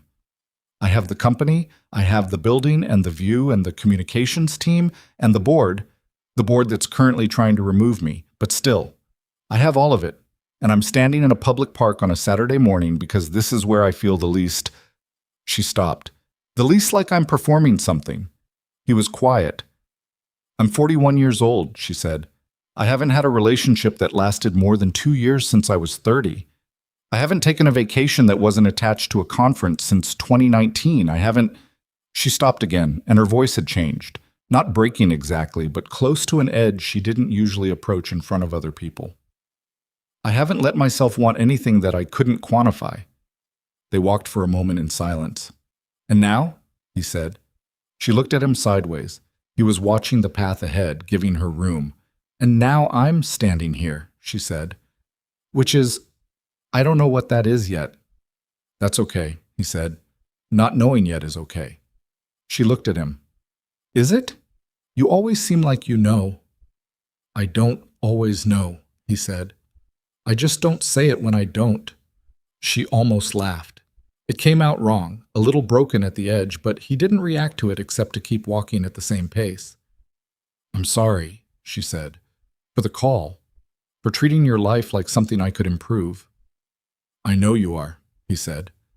"I knew it when you called." "That's not— you could have said so." "You needed to figure it out yourself," he said. "If I'd just accepted the apology and moved on, we'd have been right here again in 3 months over something else." She was quiet. That was probably true. It was definitely true. "I'm not easy," she said. It came out more direct than she'd planned. "I know," he said. "I have a board trying to remove me and a communications team and a company with 600 employees, and I am genuinely not sure I know how to do—" She gestured vaguely at the space between them and Lily and the park. "This, whatever this is, without trying to manage it. I know that too." "And?" He was quiet for a few paces. "And I'm still here," he said. "Aren't I?" She looked at him. He looked ahead at the path, then at Lily, then briefly at her, and what was in his face in that brief look was the most direct thing he'd ever said to her, which was impressive given that he was a man who said direct things. She looked back at the path, and kept walking and held the coffee cup in both hands and let the cold air in and out of her lungs and didn't say anything else. And it was enough. And they both knew it was enough. The board situation reached its crisis point on a Thursday in February. She'd been tracking Gerald Foss's coalition for 6 weeks, carefully, in the way she tracked everything, methodically, without signaling that she was tracking. She'd had private conversations with 2 of the 3 board members he'd recruited, conversations that were ostensibly about company direction, but were actually about the specific question of whether their commitment to Gerald was deeper than their investment in the company's continued performance. She'd come away from both conversations with a reasonable picture of where things stood. What she hadn't fully accounted for was the 4th member of Gerald's coalition, a woman named Patricia Hale, who had joined the board 18 months ago and who Claire had assessed, perhaps too quickly, as a moderate. Patricia was not a moderate. Patricia was a consensus builder who had determined that the consensus was against Claire, and she'd spent 3 weeks quietly confirming that determination with every board member she could reach before anyone noticed. The call came at 7:15 on a Thursday morning. Gerald, formal and prepared, informing her that a majority of the board had signed a letter requesting an extraordinary general meeting to discuss leadership structure. His voice was the voice of a man who had rehearsed the call, who had anticipated every possible response and prepared for each one. He was courteous. He was regretful. He used the phrase, "in the best interest of shareholders," twice in 4 minutes. She listened to the whole thing without interrupting, which she could tell unsettled him. He'd probably expected her to fight it, to push back immediately, to come in hot.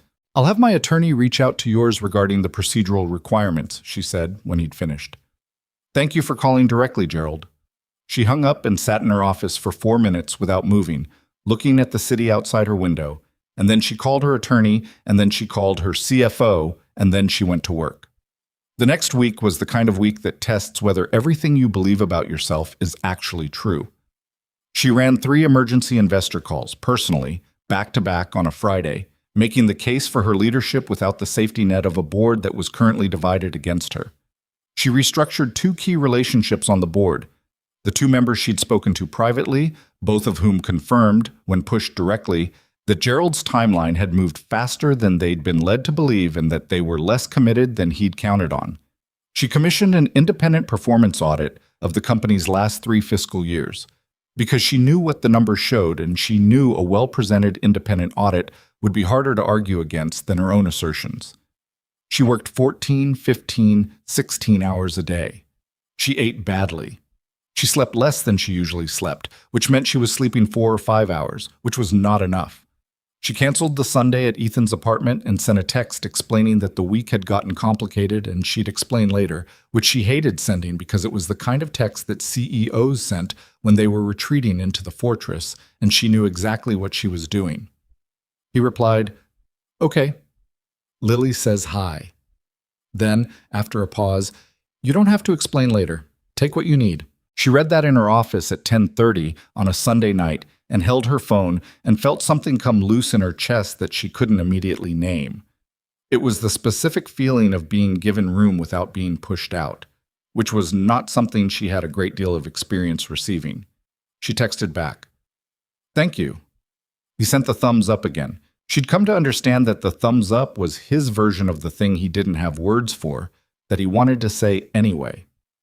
The extraordinary general meeting was scheduled for the 3rd week of February. She walked in with her attorney and her CFO and the independent audit report and the signed proxy commitments she'd gathered personally over the previous 10 days, and she sat at the head of the boardroom table where she had sat for 9 years, and she looked at Gerald Foss across it. He looked at her for a long moment. He was trying to read her, doing the same calculation she was doing, counting heads, assessing commitments, running the numbers on who was where. She'd done that work. She knew where everyone was. "I'd like to table the leadership discussion," Gerald said after the meeting was called to order. His voice was still measured, still rehearsed, but there was something different in it now. Not quite defeat, but the early sound of it. "In favor of a broader conversation about company direction." "I'd rather not table it," Claire said. "I think we should address it directly." A silence in the room. "I think there are concerns about leadership approach that should be—" "Gerald," she kept her voice even, We're going to be in this room for a long time if we go around it. Let's go through it. What followed was 2 hours that she would not particularly want to relive. Gerald was good. He was a sophisticated operator, and he made his case articulately and without visible malice, which was more dangerous than visible malice would have been. The 3 board members who'd committed to him held their positions for the first 40 minutes. Then Patricia Hale, who had been the last piece Gerald had placed, and the one Claire had spent the most time on in the final days, asked a question about the audit numbers that demonstrated she'd read the report carefully. And then she asked a second question, and then she said, in the level voice of a consensus builder arriving at a new consensus, that she thought the company's trajectory over the prior 3 years made a leadership transition inadvisable at this time. Gerald heard that and understood what it meant. Claire watched him absorb it, the slight straightening of his posture, the particular stillness that comes before a person decides to cut their losses, and she felt no particular triumph, only the flat, functional relief of a situation resolved. The meeting ended with no formal leadership vote. A committee was proposed to review board governance structures, which was the face-saving measure she'd offered Gerald 2 days before the meeting in a private call, because she wasn't interested in destroying him, only in keeping what was hers. She drove home afterward. Her attorney said she'd done exceptional work. Her CFO said the audit had been decisive. She thanked them both and got in the car and leaned her head back against the seat and looked at the car's ceiling and felt very tired. She texted Ethan, "It's over, my side."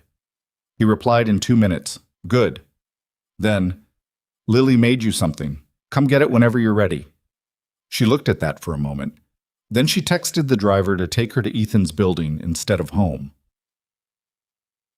It was 9 o'clock on a Thursday night when she knocked on the apartment door.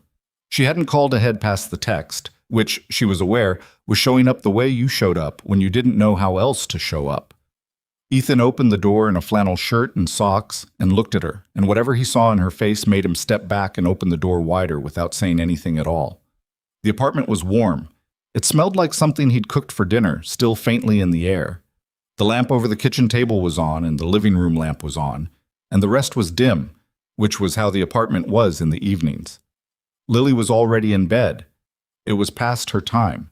But on the kitchen table, under the lamp, was a piece of construction paper folded into a card, with something drawn on the front in the overlapping layers of color that meant watercolor pencils, which meant the set Claire had brought her in December. Claire picked it up. On the front was a drawing of 3 figures in what was identifiably a park: bare trees, a path, a frozen pond rendered in careful blue. The 3 figures were different heights. The tallest had a flannel shirt. The shortest had a red scarf. The middle one had, she realized after a moment, a small pink scar above one eye, executed in precise pink pencil. Inside, in the large, careful print of someone who had recently learned to write in cursive, "For Claire, from the park. Love, Lily." She stood at the kitchen table holding the card, and she did not cry, because she was not someone who cried easily, but it was a near thing, a genuine near thing.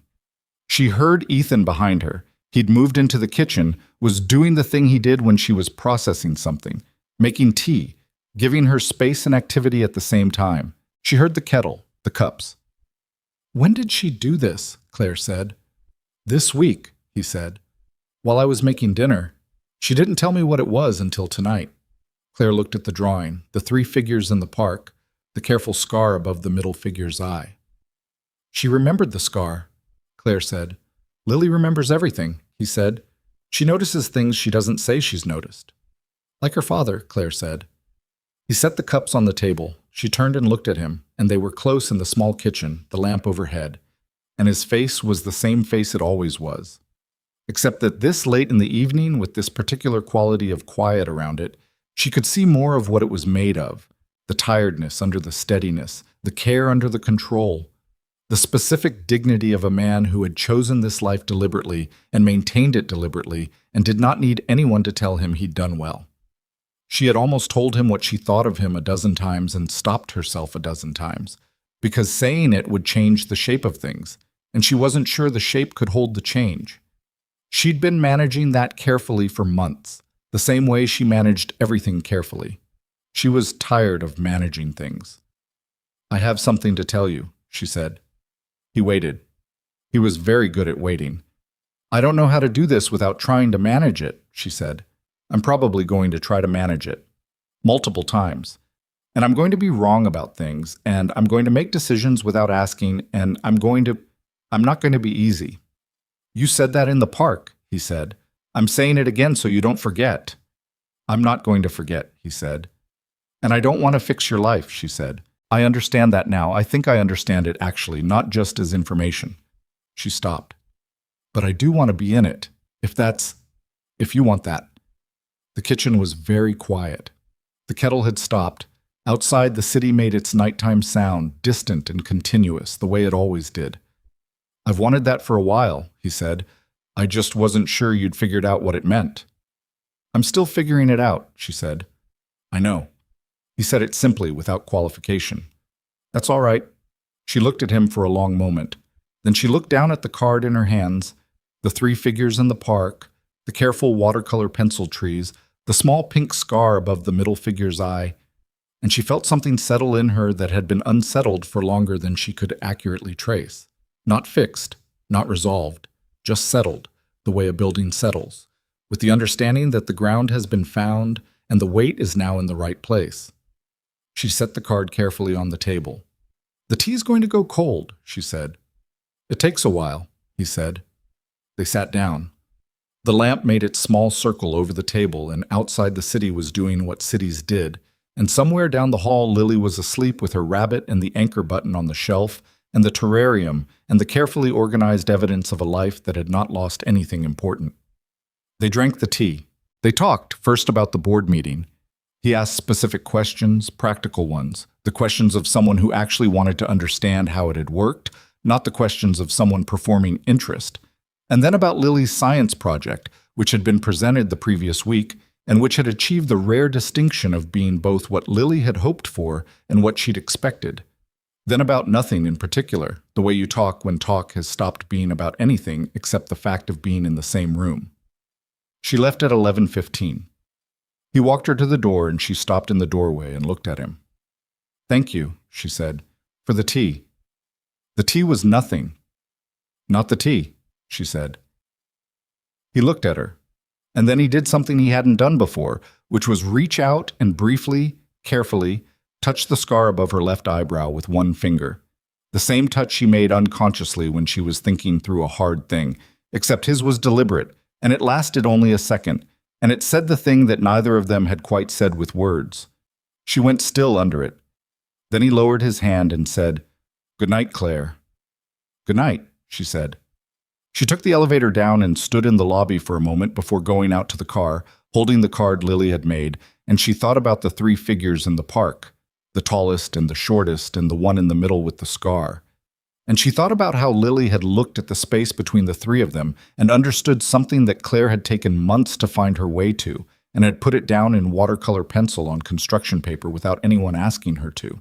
She thought about what Ethan had said about Lily months ago on that first morning in the park, when she'd asked how he'd managed it, how he'd raised a daughter who wasn't afraid of the world. "I stopped trying to protect her from everything, and started trying to make sure that when hard things happened, she knew how to stand up after." She thought about that, in the lobby, holding the card. She thought about all the things she had tried to protect herself from, and how much energy the protection had cost, and what she might do with that energy if she stopped spending it that way. The car was waiting. She went out into the February night, cold and clear, the city going about its business in every direction. She got in and held the card on her lap and looked out the window at the lit windows of other people's apartments stacked up against the sky. Other lives and other arrangements, each one working out its own particular mathematics of loss and connection and what holds and what doesn't. She had spent a long time building things that couldn't be taken away. A company, a reputation, a version of herself that needed nothing and answered to no one. She had built it well. She had been right that it couldn't be taken away. Gerald Foss had tried tonight's version of that, and he had not succeeded. But Ethan had asked her something, weeks ago, without asking it directly, just by being what he was. He'd asked whether a thing that was completely yours was also worth having if it was only yours. And she was beginning to think she knew the answer. She was beginning to think she'd known it for a while, since the park, since the oatmeal story and the anchor button and the card on the kitchen table with the careful pink scar above the middle figure's eye. She looked down at the card. 3 figures in a park, drawn by a 6-year-old who paid attention and remembered everything and kept the things that had been lost. She held it carefully the whole way home. Spring came to the city the way it always did, reluctantly, in fits, 2 warm days followed by a cold snap that made everyone feel personally betrayed, then a week of genuine warmth that arrived without announcement and made the trees along Millbrook Park's paths put out their first tentative green almost overnight.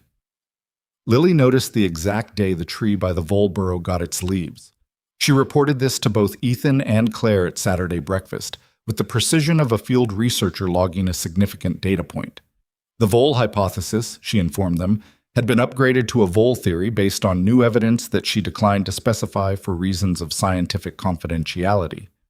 Claire, across the diner booth, received this information with complete seriousness. "Has the theory been peer-reviewed?" she asked. Lily considered this. "What does that mean?"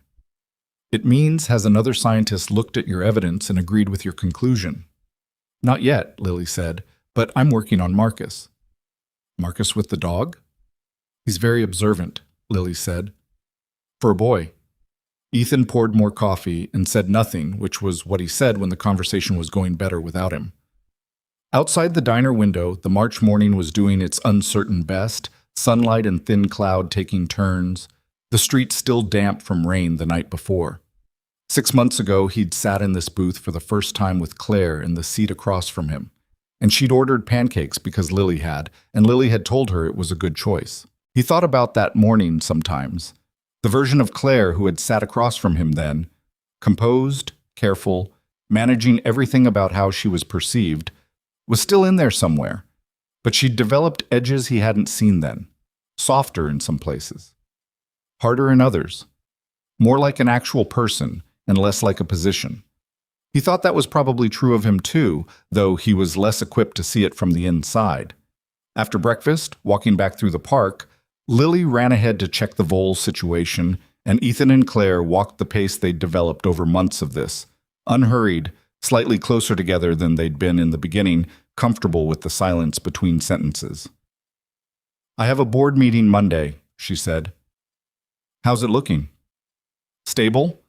Gerald requested a reduced board role last week. He's staying on in an advisory capacity, technically, but he won't have voting power." She paused. "I think he's tired." "Are you?"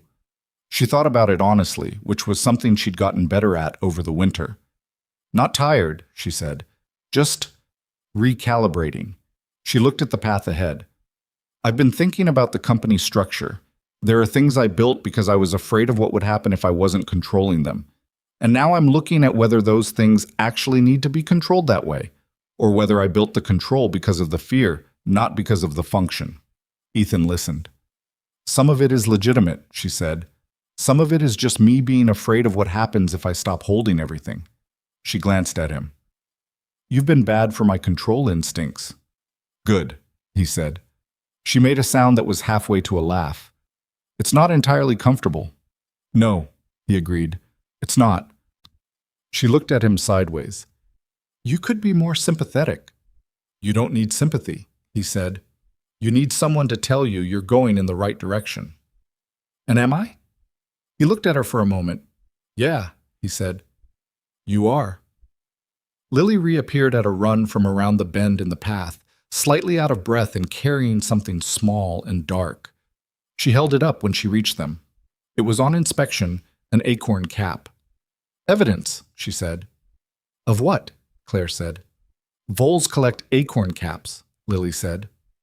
"I read it." "Where?" "In a book about small mammals." She looked at them both with the expression of someone who has done her research and resents having it questioned. "It's a real book. I got it from the library." "We believe you," Ethan said. "You have a doubtful face," Lily told him. "That's just my face." She considered this, apparently decided it was true, and put the acorn cap in her jacket pocket alongside whatever else had accumulated there over the course of the morning. Then she looked at the two of them standing beside each other in the March light, and she had the expression she sometimes had, the one that was too old for her age, the one that saw more than it said. "Are you two going to hold hands today, or what?" she said. Ethan looked at her. Claire looked at her. Lily looked back at both of them with perfect equanimity. "Lily," Ethan said. "I'm just asking," she said, "because you do that thing where you almost do and then you don't, and it's been happening for a long time." She adjusted the strap of her backpack. "I'm going to go check the oak tree." And she walked away up the path, entirely unbothered, the red scarf trailing. There was a silence. The particular silence of two adults who have just been accurately called out by a 7-year-old. "She's not wrong," Claire said to the path. "She's never wrong," Ethan said. "It's a problem." He reached over and found her hand, and she let him, and they walked the rest of the loop like that, not making anything of it, not commenting on it, just doing the thing that had apparently been visible to a 7-year-old for longer than either of them had managed to act on it. The March morning moved around them, indifferent and beautiful in the specific way of early spring, when everything is at the edge of opening and hasn't yet, and the possibility is better than the thing itself would be if it arrived too fast. He didn't say anything about it, she didn't either, but when they caught up to Lily at the oak tree, where she was crouched down examining the root system with the intensity of a field surgeon, she looked up at their joined hands and gave a single, satisfied nod and went back to her examination. So, April arrived, and with it a conversation Ethan had been having with himself for several months. It started in a practical way, the way most significant things in his life started, not with revelation, but with a problem he was looking at from an angle and seeing differently than he had before. He was on a site visit at a mixed-use development in the east part of the city, reviewing the structural coordination plans for a mid-rise that was in its early stages. And he was standing with the project engineer looking at drawings that were, in Ethan's assessment, technically compliant and functionally inefficient, the kind of plans that would build a building that stood up and met code and was, in 15 years, going to be quietly miserable for everyone who worked in it. He said so. The engineer, who was 30 and capable and knew the plans were a compromise, looked at him and said, "So how would you do it?" And Ethan told him. He talked for 20 minutes about load distribution and flow patterns, and the way a building's internal logic either works with how people naturally move through space or fights it, and how the fighting shows up not in structural failure, but in the 1,000 small daily frictions that make a place feel wrong without anyone being able to name why. He talked about specific changes to the coordination plan, not vast redesigns, just adjustments in sequencing and spatial relationship that would compound forward through the build and produce something that worked better at every subsequent stage. The engineer listened carefully and asked good questions, and at the end said, "You should be doing this full time." Ethan went home that night and stood in the kitchen making dinner and thought about the conversation, and then he thought about other conversations of that kind, on other sites, in Bud Kowalski's site office, in the moments when a technical problem showed him something larger underneath it. He thought about the designs he'd sketched in notebooks over the years, not architectural drawings exactly, but diagrams of how things could work, structural and spatial logic translated into something you could build. He had 3 notebooks full of them in a box in his bedroom closet. He hadn't looked at the box in a year and a half. He got the box out after Lily went to bed. He sat at the kitchen table under the lamp and went through the notebooks. Some of it was rough, and some of it was genuinely half-formed, and some of it was looking at it now with the accumulated experience of 4 years on active sites, better than he'd given himself credit for at the time. There were ideas in here, real ones, not just diagrams. He didn't tell Claire about the box right away. He didn't tell anyone. He carried it around inside him for a couple of weeks, taking it out and looking at it in his mind, testing it from different angles. He was cautious about this in the specific way he was cautious about anything important, not afraid, but deliberate, not wanting to say a thing out loud before he knew it was true. He enrolled in an online course in structural design in the second week of April. Lily found out because she used his laptop to look up something about salamanders, and the course interface was open. She looked at it for a long moment and then looked at him. "Is this for work?" she said. "Maybe," he said. "Or maybe it's for something that comes after work." She thought about this. "Like a new job?" "Like a direction," he said. "The job part comes later." She nodded slowly, processing. Does Claire know? Not yet. Another considering pause. She's going to be happy, Lily said. I'm not doing it for her. I know, Lily said, with a patience that suggested she found the clarification unnecessary. But she's still going to be happy. He told Claire on a Saturday after the park, sitting in the diner. He told her plainly, the way he told her everything. What he'd been thinking, what he'd found in the box, what the engineer had said, what he was doing about it. He told her he wasn't asking for anything and wasn't looking for her to do anything with the information except know it. She listened the whole way through without interrupting, which she'd gotten considerably better at. When he finished, she was quiet for a moment, and he watched her face and could see her working to manage her first instinct, which was probably to identify resources and make calls. He watched her do that work and set the instinct down. Okay, she said. That's it? What do you want me to say? I don't want you to say anything in particular, he said. I just wanted you to know. She looked at him across the table.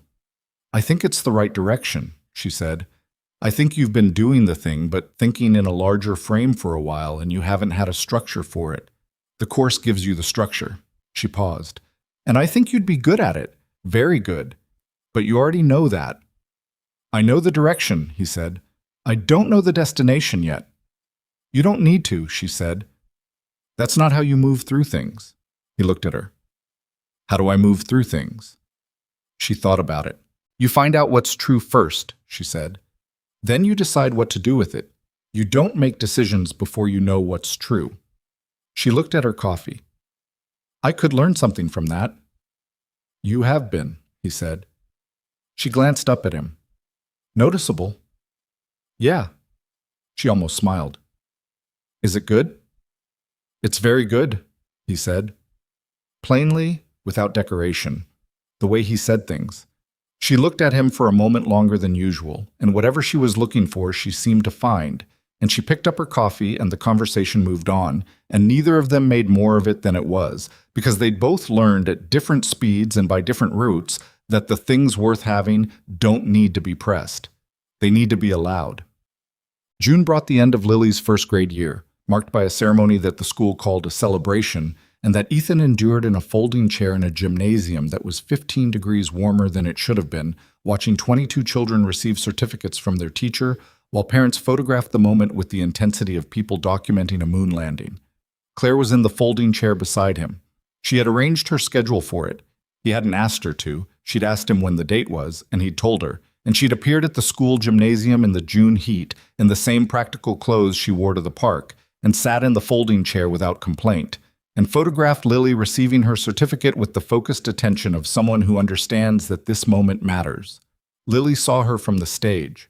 Her face did a complicated thing, surprise and then a kind of quiet brightness, controlled, because Lily was not a child who performed her emotions publicly. But Ethan saw it, and he thought Claire probably saw it too. After the ceremony, in the schoolyard, Lily came out with her certificate rolled up under her arm and found them. She showed the certificate to Claire first, which Ethan noted and did not comment on. First grade, Claire said, reading the certificate, with distinction. It means I did well, Lily said. I know what it means, Claire said. I'm impressed. Dad says don't be impressed by certificates, Lily said. Be impressed by what you actually learned. Claire looked at him over Lily's head. He kept his expression neutral. Your dad's right, Claire said. So, what did you actually learn? Lily thought about it with the seriousness the question deserved. That plants need light and water, but they also need the right kind of both, she said, and that fractions are just pizza, and that some things take longer than you think, but they still happen. She paused. And that Marcus's dog is not untrainable. He just needs the right motivation. What's the right motivation? Hot dog pieces, Lily said. Very small ones. It took 3 weeks. Claire nodded gravely. Good data. They went to the diner after, all 3 of them, and Lily ordered pancakes because it was a celebration and celebrations warranted pancakes regardless of the time of day, and the cook came out of the kitchen to congratulate her, which she accepted with the measured dignity of someone accustomed to receiving recognition graciously. And Ethan watched this and felt something so ordinary and so full that he didn't have a word for it and didn't need one. Done. On a Saturday evening in late July, after Lily was in bed, Ethan and Claire sat on the small balcony off his kitchen. It was barely bigger than a landing, room for 2 chairs and a narrow table, overlooking the alley behind the building and not much else. But in the summer it caught the evening air from the west and made the city feel slightly more manageable than it did from inside. They had coffee. The summer dark came down slow and warm. Somewhere below, a car passed, music from its open window arriving and fading, and a cat crossed the alley with the purposeful privacy of cats everywhere. They'd been sitting quietly for a while. It was the kind of quiet that doesn't need filling. Claire had gotten better at that, at being in a space without needing to manage it, at letting a moment be what it was without reaching for the next thing. She wasn't there entirely. She was built a certain way and her instincts didn't simply disappear. But she'd learned to notice the instinct and set it down, most of the time. I talked to a structural engineer today, Ethan said. A woman named Rosario.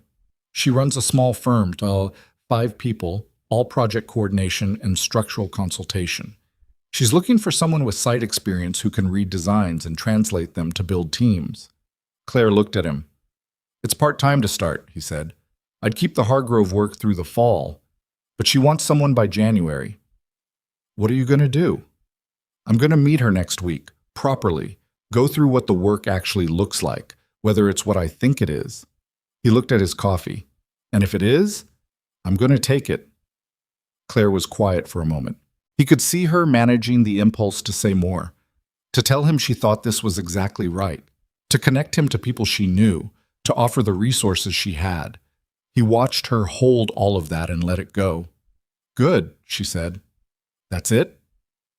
You told me not to do anything with information except know it, she said. I did. I'm trying, she said. He looked at her. The evening light was doing something soft to the alley, the way summer light sometimes does, making ordinary things look like they're worth remembering. She was looking out at the alley, profile to him, the scar above her left eyebrow faint in the low light, and she was, he thought, the least performed version of herself he'd ever seen. Not the CEO, not the woman who managed how she was perceived, not the person who had showed up at Brackett's 6 months ago with her composure fully assembled. Just a person sitting on a balcony, trying to hold space for someone else's life without filling it with her own.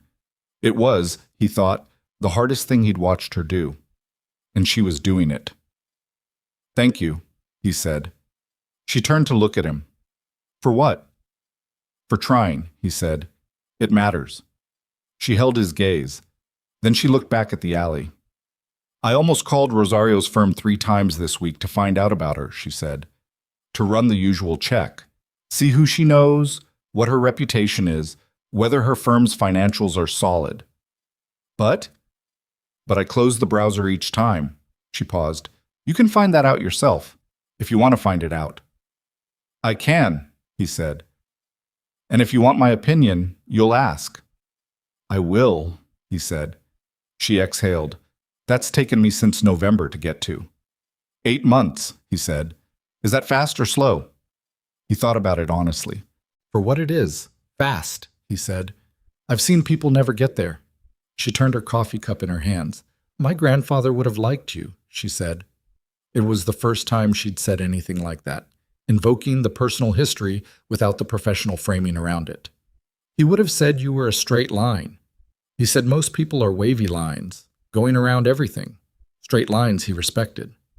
What did he say about wavy lines? That they usually get there eventually, she said, just not in the most efficient way. Ethan looked at the alley. The cat had come back and was sitting on a trash can lid with complete authority, surveying the territory. I'm not always a straight line, he said. I know, she said, but you're straighter than most. And you? She considered. I'm a wavy line that's working on it, she said. That's honest. It's accurate, she said, which is not always the same thing as honest, but tonight they're the same. He looked at her for a moment. Then he reached over and put his hand over hers on the arm of the chair, and she turned her hand over and held it, and they sat that way in the summer dark with the city doing what it always did below them, and the coffee going cool and the cat on the trash can lid conducting its territorial assessment, and it was entirely ordinary and entirely enough. There are things that nobody tells you about the kind of change that actually lasts. They tell you about the dramatic kind, the moment of decision, the turning point, the clean break, because those make better stories. What they don't say is that most real change is not dramatic at all. It's a series of small choices made in ordinary circumstances, each one slightly different from the choice you would have made 6 months ago. And the accumulation of those small choices is what you eventually look back on and call transformation. Ethan Carter did not have a moment where he decided to let his life become larger than he'd allowed it. He had 3 mornings at Brackett's in a park in October, and a burned oatmeal morning, and a card on a kitchen table and a box of notebooks he'd kept without knowing why. He had a daughter who asked direct questions and kept lost things, and drew 3 figures in a park with careful watercolor pencils. He had the slowly accumulated understanding that the quiet life he'd built after the military, the life he'd chosen deliberately and defended carefully, had been right and necessary, and was now ready, in its own time, to hold something more. Claire Whitmore did not have a moment where she understood what she'd been missing. She had a lobby conversation, and a breakfast that tasted better than any meal she'd eaten in a long time, and a vole hypothesis, and a card shelf where things were only kept if they'd been lost. She had a man who looked at her and saw past the architecture of her, past the composure and the communications team and the 42nd floor office, and found the thing underneath worth his time. She had the uncomfortable, necessary, slowly rewarding experience of learning to want something she couldn't control and finding out that it didn't fall apart because of that. Finding out, in fact, that it held better than most things she'd controlled completely. And Lily. Lily had always known what she had. She had a father who caught her, and a shelf of found things, and a room where the lamp stayed on until she was asleep. What she got, over the course of that year, was a third person who came to the park on Saturday mornings and asked real questions and listened to the answers and remembered that the anchor button was her favorite because it had been lost and now wasn't. That's not a small thing for a 7-year-old or anyone else. In August, Rosario hired Ethan. The meeting had gone exactly as he'd assessed it would. She was sharp and practical and knew what she needed, and he knew what he could offer. And they talked for 2 hours and reached an agreement without either of them performing anything. He started part-time in September, working the Hargrove site mornings and Rosario's firm afternoons and evenings, and the work was harder and better than anything he'd done since leaving the military, and he came home tired in the way that productive work makes you tired, used up, but in a way that restored. He didn't stop being a construction specialist. He became something that had the same roots and different branches, which is what most growth looks like when it's real. Claire restructured her executive team in September. She brought in a COO, a woman she'd known for years, someone she trusted, a person who could carry operational weight so that Claire could move her attention to the strategic questions that were actually her strongest ground. She gave up control of things she'd been holding because letting go of them had felt like losing. What she found was that letting go of them felt like breathing. She still worked too much. She was still the person who arrived early and sat facing the door and ran background checks on uncertainty. But she was also the person who showed up at Dorman's on Saturday mornings and ordered pancakes because Lily had told her once it was a good choice, and who sat in the school gymnasium in a folding chair and photographed a certificate ceremony, and who had learned over the course of a year that she had not expected to teach her anything, that the things most worth having were not the things she'd been most efficient at acquiring. On a Saturday morning in September, the 3 of them were at Millbrook Park. The trees were beginning to turn, early yet, just the first suggestions of color at the edges. And the morning was cool in the way that September mornings are cool, the summer finally releasing its hold on things. Lily had upgraded the vole theory to confirmed fact, following what she described as irrefutable field evidence, and she was explaining the confirmation process to Claire with the thoroughness of someone submitting findings for publication. Claire listened with full attention and asked the follow-up questions that the explanation warranted, and Lily answered them with the patience of someone who is prepared for rigorous peer review. Ethan walked beside them and listened and said nothing. The path curved around the pond, which in September was reflecting the early color of the trees in the flat way of still water, a rough mirror of the sky and the first turning leaves. He'd walked this loop more times than he could count now, in cold and heat and rain and this particular September light, and it had not gotten smaller. It had somehow gotten larger. the way familiar things do when you stop walking through them and start actually seeing them. He thought about a steel beam falling on a Tuesday afternoon in October, about the 3-second window and the calculation his body made without asking, about the woman with gray-green eyes who looked at him like he was actually there. He didn't think of it as fate or design. He thought of it as the way things actually work, not cleanly, not by plan, but by the accumulation of choices and chances that put you somewhere you weren't expecting, and what you do with where you find yourself. He had run toward a car because someone needed help, and he was able. Everything after that had been a choice. Small ones, most of them. The card he put in his jacket pocket. The phone call he made. The coffee he agreed to. The park he mentioned, casually, as a thing that existed and would be there on Saturday at 8. You make small choices. The small choices compound. You look back from a September morning, and what you find is not a dramatic story of transformation, but something quieter and truer. Two people who were broken in specific ways, finding, carefully and without ceremony, that the other person's particular shape fit against the broken places in a way that didn't fix them but made them easier to carry. And a 7-year-old who had known all along. "There's a new acorn," Lily reported, pulling one from her jacket pocket and presenting it for inspection. It was small and perfect and still wearing its cap. "Good specimen," Claire said. "Not for the shelf," Lily said. "This one wasn't lost, I just found it." "What's the difference?" Ethan said. Lily looked at him with the expression of someone who cannot believe this needs to be explained. "Lost means no one wanted it to go," she said. "Found means you were looking." She turned the acorn in her fingers. "This one I was looking for. That's different." She put it back in her pocket and moved ahead up the path, already looking for the next thing, already fully inside the particular work of being 7 years old in a world that kept offering things worth noticing. Ethan and Claire walked behind her, close together in the morning air, the trees beginning their slow turn toward autumn above them. "She's going to be something," Claire said. "She already is," Ethan said. They walked. The path curved. The light moved through the trees the way light moves through things when there's nothing stopping it, clean and even and without preference, landing on everything and asking nothing in return.